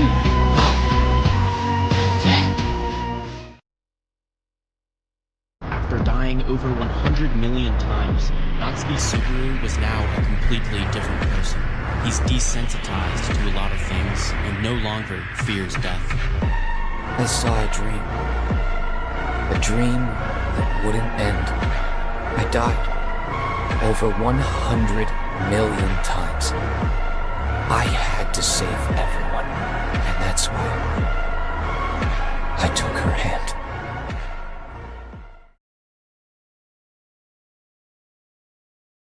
Who's keeping you safe? I do not need you to protect me. Death can have me when it does me.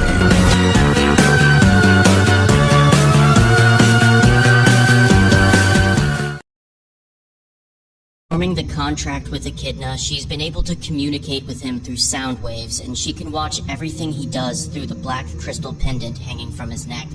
With Echidna's help, Subaru was able to save the sanctuary, pass the trials, and protect everyone he cares about. But that didn't come without a cost.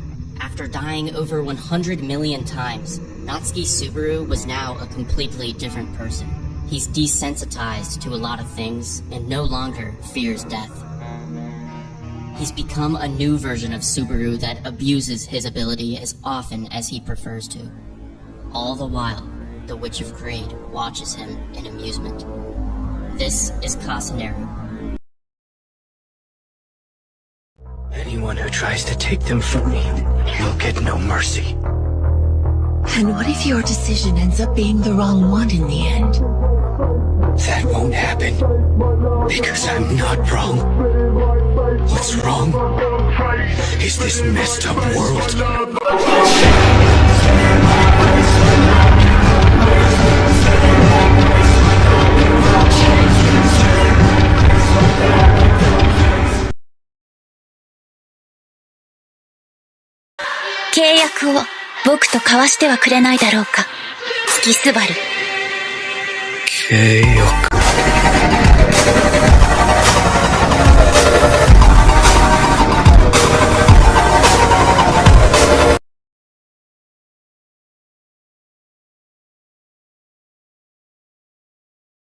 Whether or not he made the right decision was a question that constantly plagued Subaru throughout his daily life. Echidna would offer him reassurance, but it was never enough. The possibility of regretting something was terrifying to Subaru.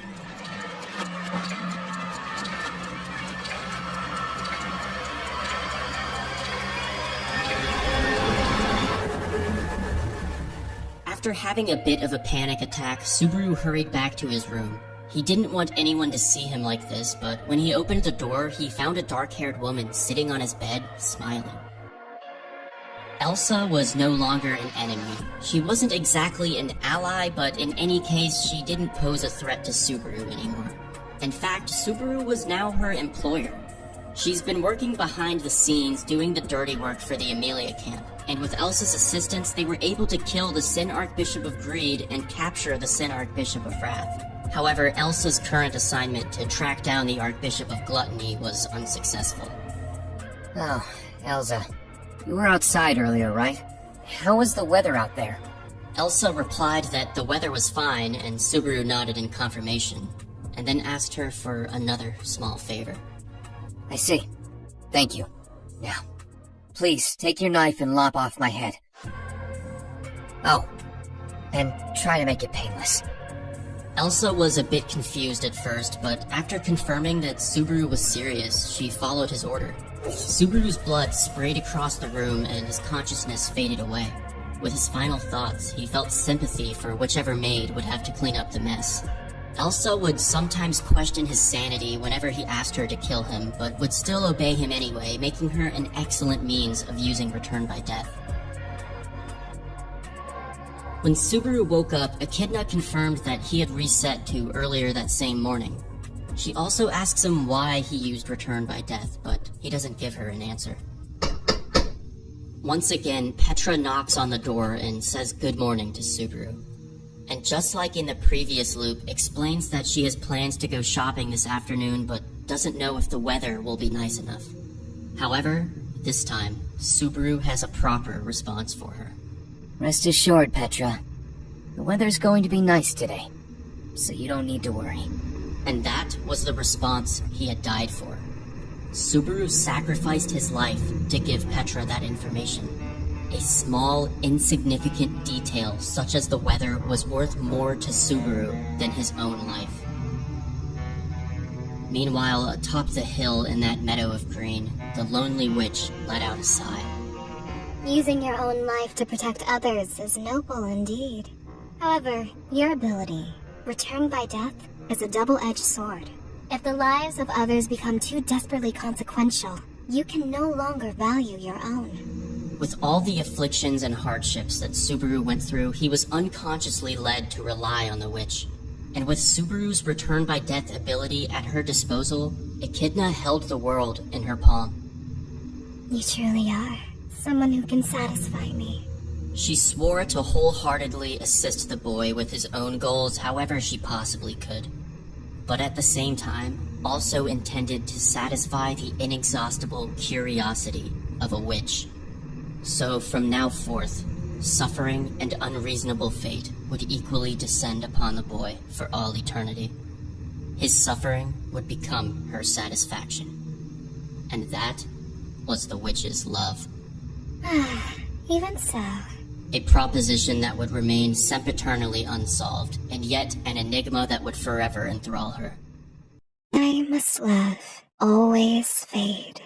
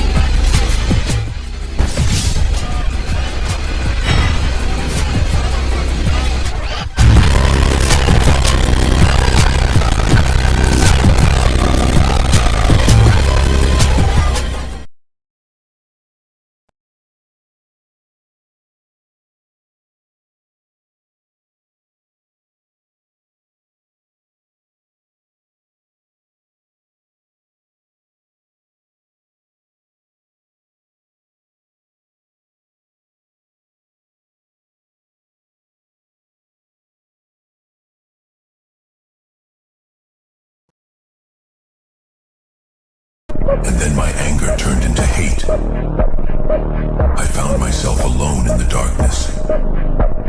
So I let it consume me. It turned me into something better.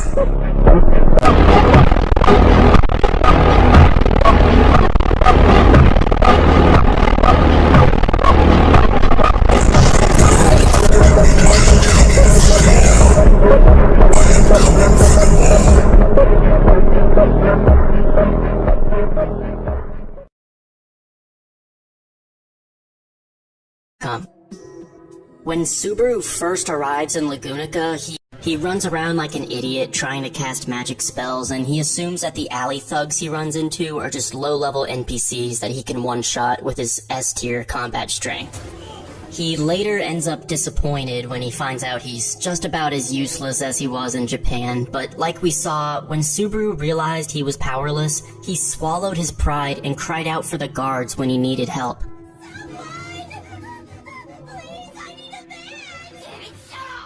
That's why he was able to survive. Reinhardt appeared and saved the day because Subaru was humble enough to admit to his own vulnerability.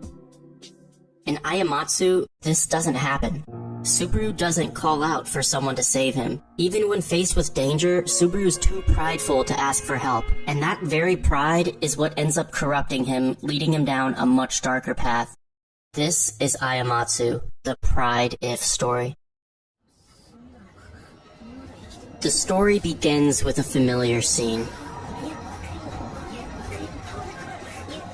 Elsa kills Subaru just like she did in the first episode. What's different is Subaru's reaction when he responds.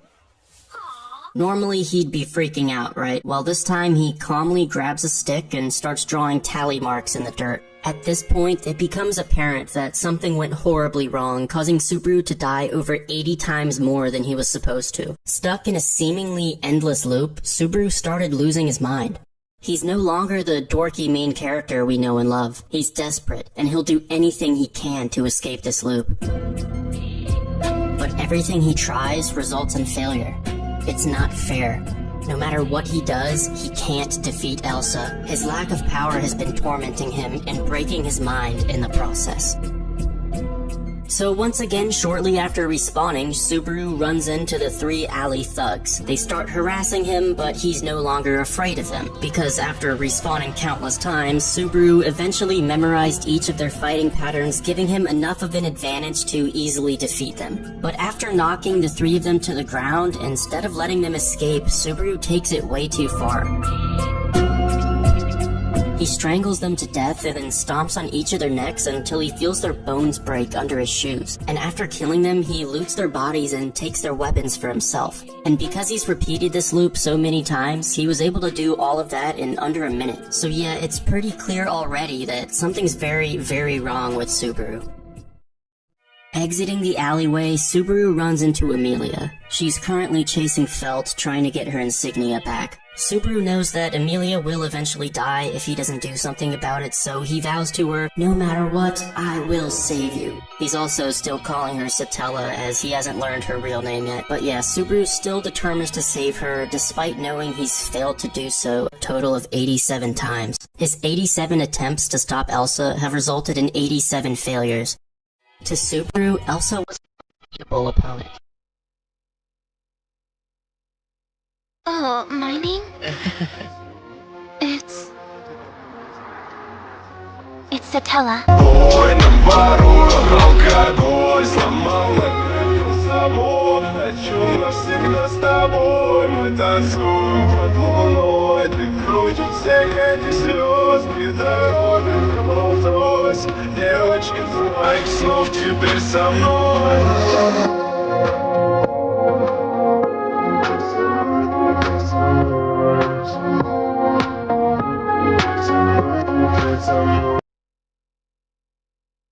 Failures.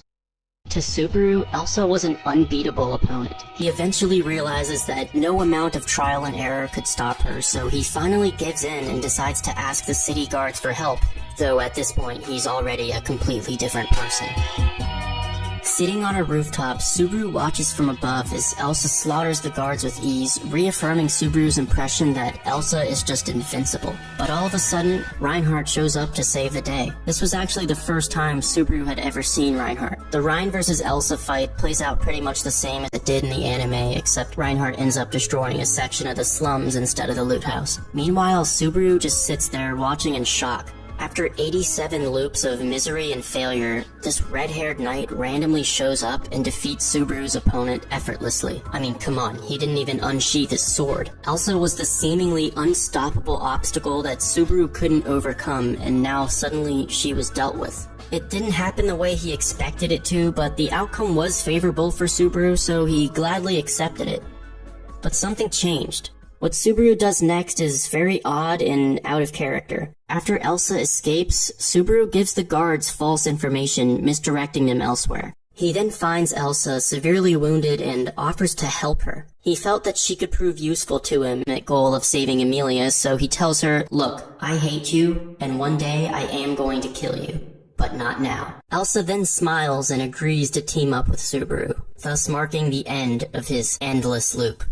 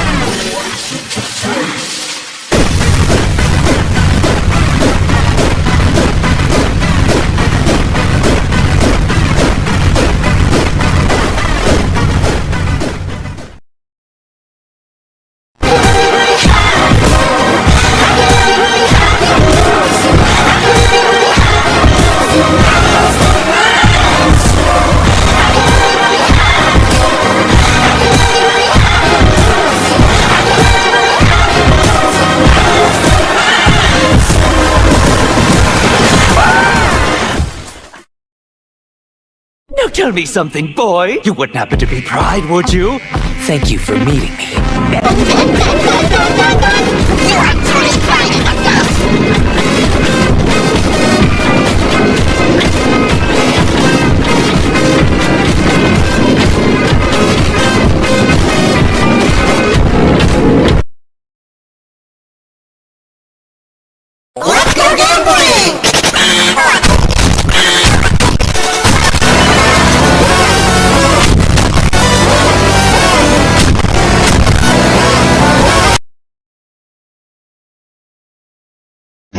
house to the ground!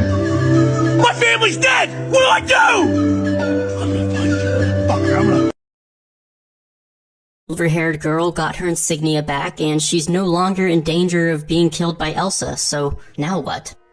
Without a goal in mind, Subaru isn't sure what to do next. Really, the only thing left on his mind was that girl with the silver hair.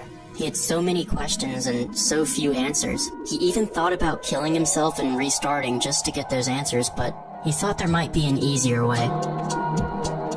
Staring at the loot house, Subaru says out loud, "Why don't you guys teach me?" And then turns around to face the several silhouettes standing behind him.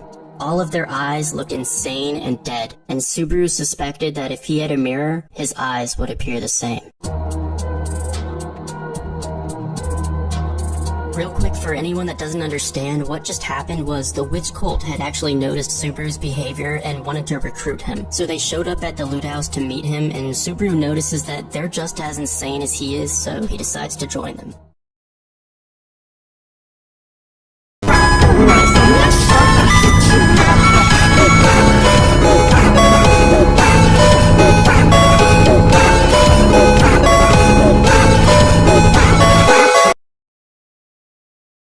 What if Subaru never called for guards during Elsa's attack? Without Reinhardt's rescue, Subaru dies over and over again, each death more brutal than the last. Broken by the pain, he falls into darkness and joins the witch's cult, becoming the Sin Archbishop of Pride. Obsessed with making Emilia queen, Subaru manipulates events, humiliates Reinhardt, and tears down the Sin Archbishops one by one. In the end, he succeeds. Emilia becomes queen, but at a terrible cost.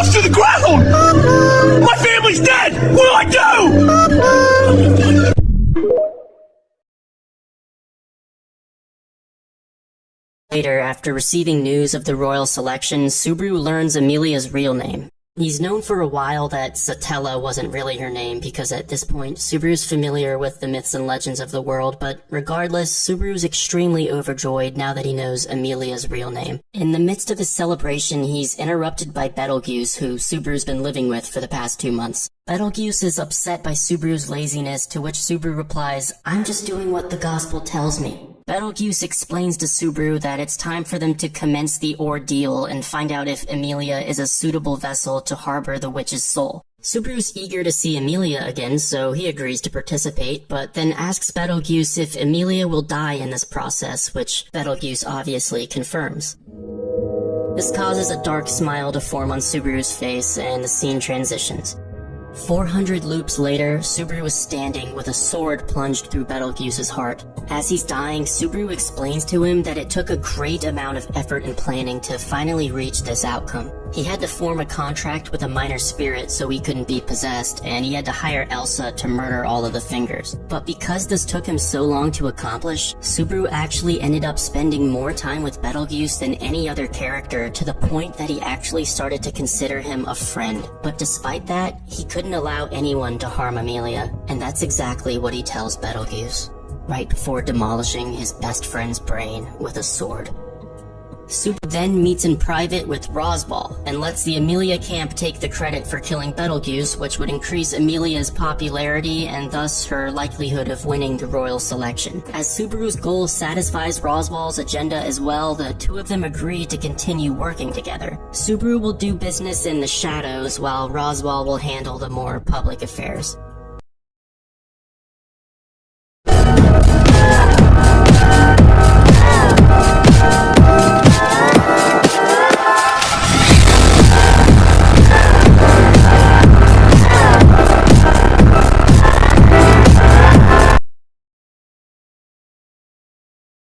Now at a burning mansion with all its doors and windows boarded up.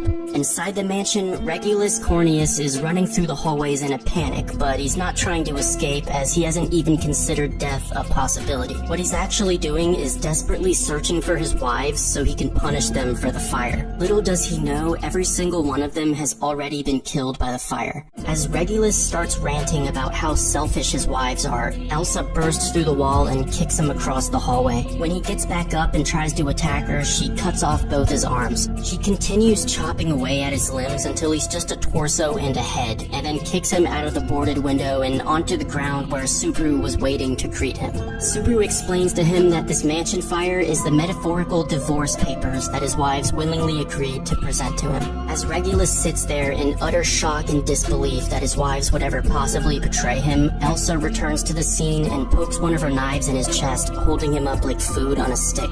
Subaru then orders her to place him in a weaker part of the fire so that the two of them can happily watch him burn to death.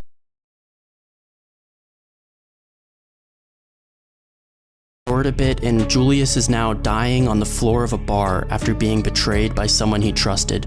Subaru starts delivering an arrogant monologue to Julius, but Julius doesn't really care about Subaru. In this moment, Julius's eyes are focused on the person standing next to Subaru, the person Subaru ordered to kill him. "Did I do well, Subaru-sama?" Subaru gives Felix a head pat and praises him for killing Julius so obediently. The door opens and the door swung open, revealing Otto entering the room with a mop in hand. It became apparent that Otto was unable to settle his financial debts to Subaru, and was now compelled to assist in cleaning up Subaru's messes. Subaru acknowledges his success in fulfilling his plans, including the elimination of various adversaries and the accumulation of a group of A couple days after the royal selection begins, history rewrites itself so that there were always 4 candidates rather than 5. The Krush camp on its own was no match for the White Whale, resulting in Krush's existence being erased from the memory of the world, leaving Subaru the only one left who can remember her. This actually starts to annoy Subaru. He'll bring up her name in a conversation by accident and people will give him weird looks and stuff, and it kinda causes some awkward situations. What I'm getting at here is Subaru doesn't care at all that Krush died. Her death to Subaru is nothing more of an example of what not to do. Actually, scratch that. Her death is an asset to Subaru. Trapped in a metal prison in the back of Subaru's cave, Felix sits alone muttering questions to himself like a broken doll. Subaru concludes that Krush must have been a major part of Felix's life. So when she got erased from history, Felix's mind couldn't account for everything and he went completely insane. But Felix could prove very useful to Subaru, so he wants to try and reprogram his mind, basically making him a slave. As Felix sits there crying and muttering to himself, Subaru leans in and says to him, "This time, I definitely won't let you kill yourself."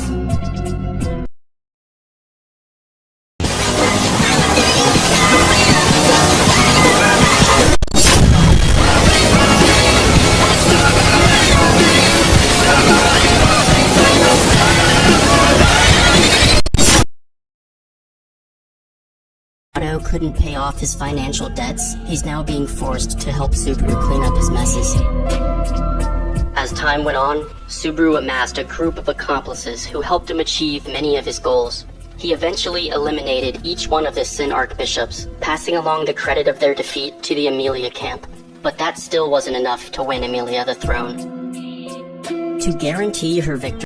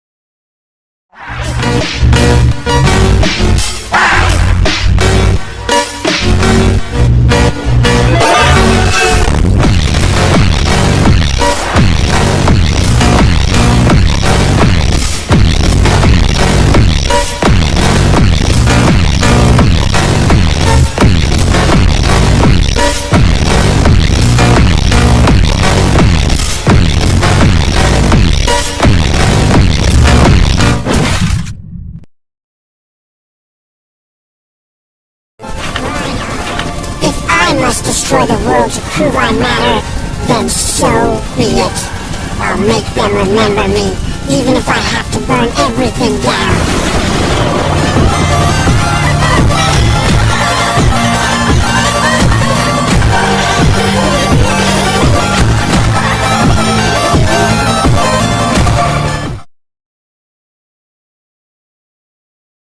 guarantee her victory, Subaru would need to become the ultimate villain, and then allow Emilia to defeat him, making her the ultimate hero. To accomplish this, Subaru would first need to eliminate every other villain to assure that he was the ultimate one. Then, he would need to eliminate every other hero to make sure that Emilia was the ultimate one. So Subaru continued down his path of murdering innocents and committing atrocities and slowly whittled away at the other candidates, the witch cult, and anything else that stood in Emilia's way. This continued until there was only one person remaining for Subaru to kill.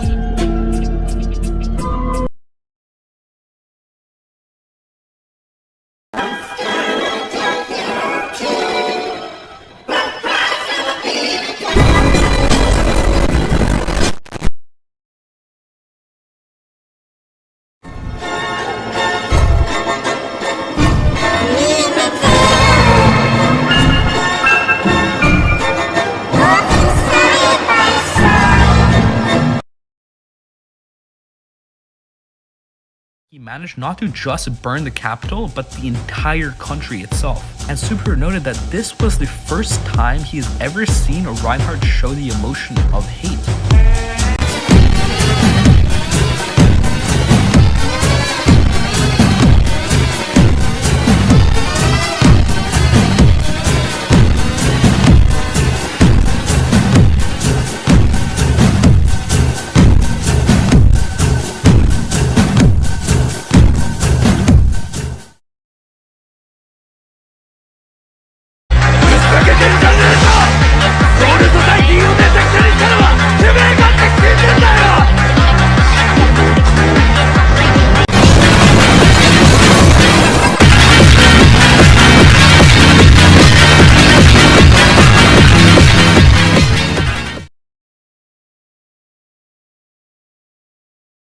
of murdering innocents and committing atrocities, and slowly whittled away at the other candidates the witch cult and anything else that stood in Emilia's way. This continued until there was only one person remaining for Subaru to kill. The capital is on fire. Subaru is in tremendous pain. Around him, buildings collapse. Children and parents cry out for their families. All the while, the inferno grows larger and larger. Welcome to Subaru's newest save point. To get here, it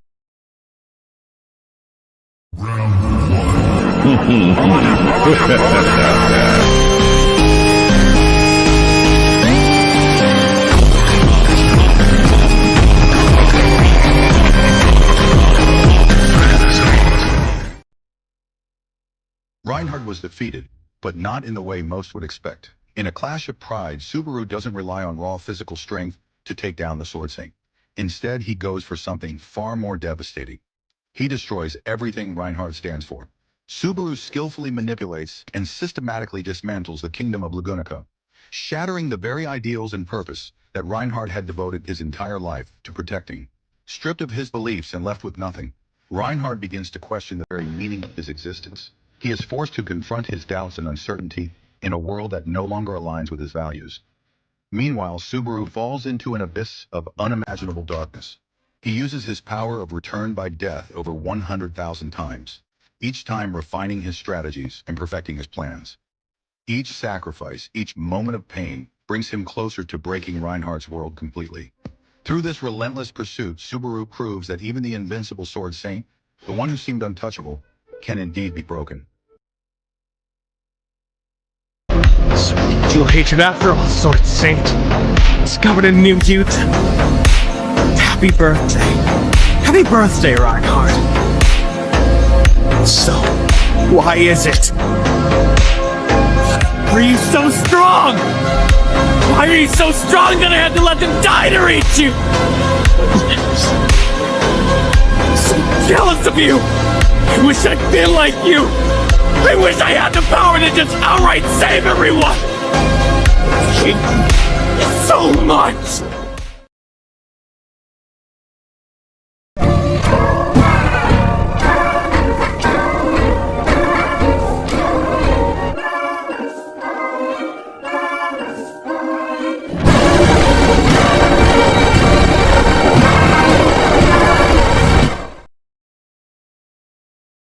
Possibly show. Subaru knows at this point that he can't kill Reinhardt, so the closest he can come is to kill his name and kill everything he stands for. Subaru mocks him, saying, "You're the Sword Saint, the sword of the kingdom. You're the knight who protects the kingdom of Lugunica, so tell me, did you even protect the kingdom at all?" As he says this, it becomes clear that the fire isn't just burning the capital. In fact, the entire territory of Lugunica is engulfed in flame.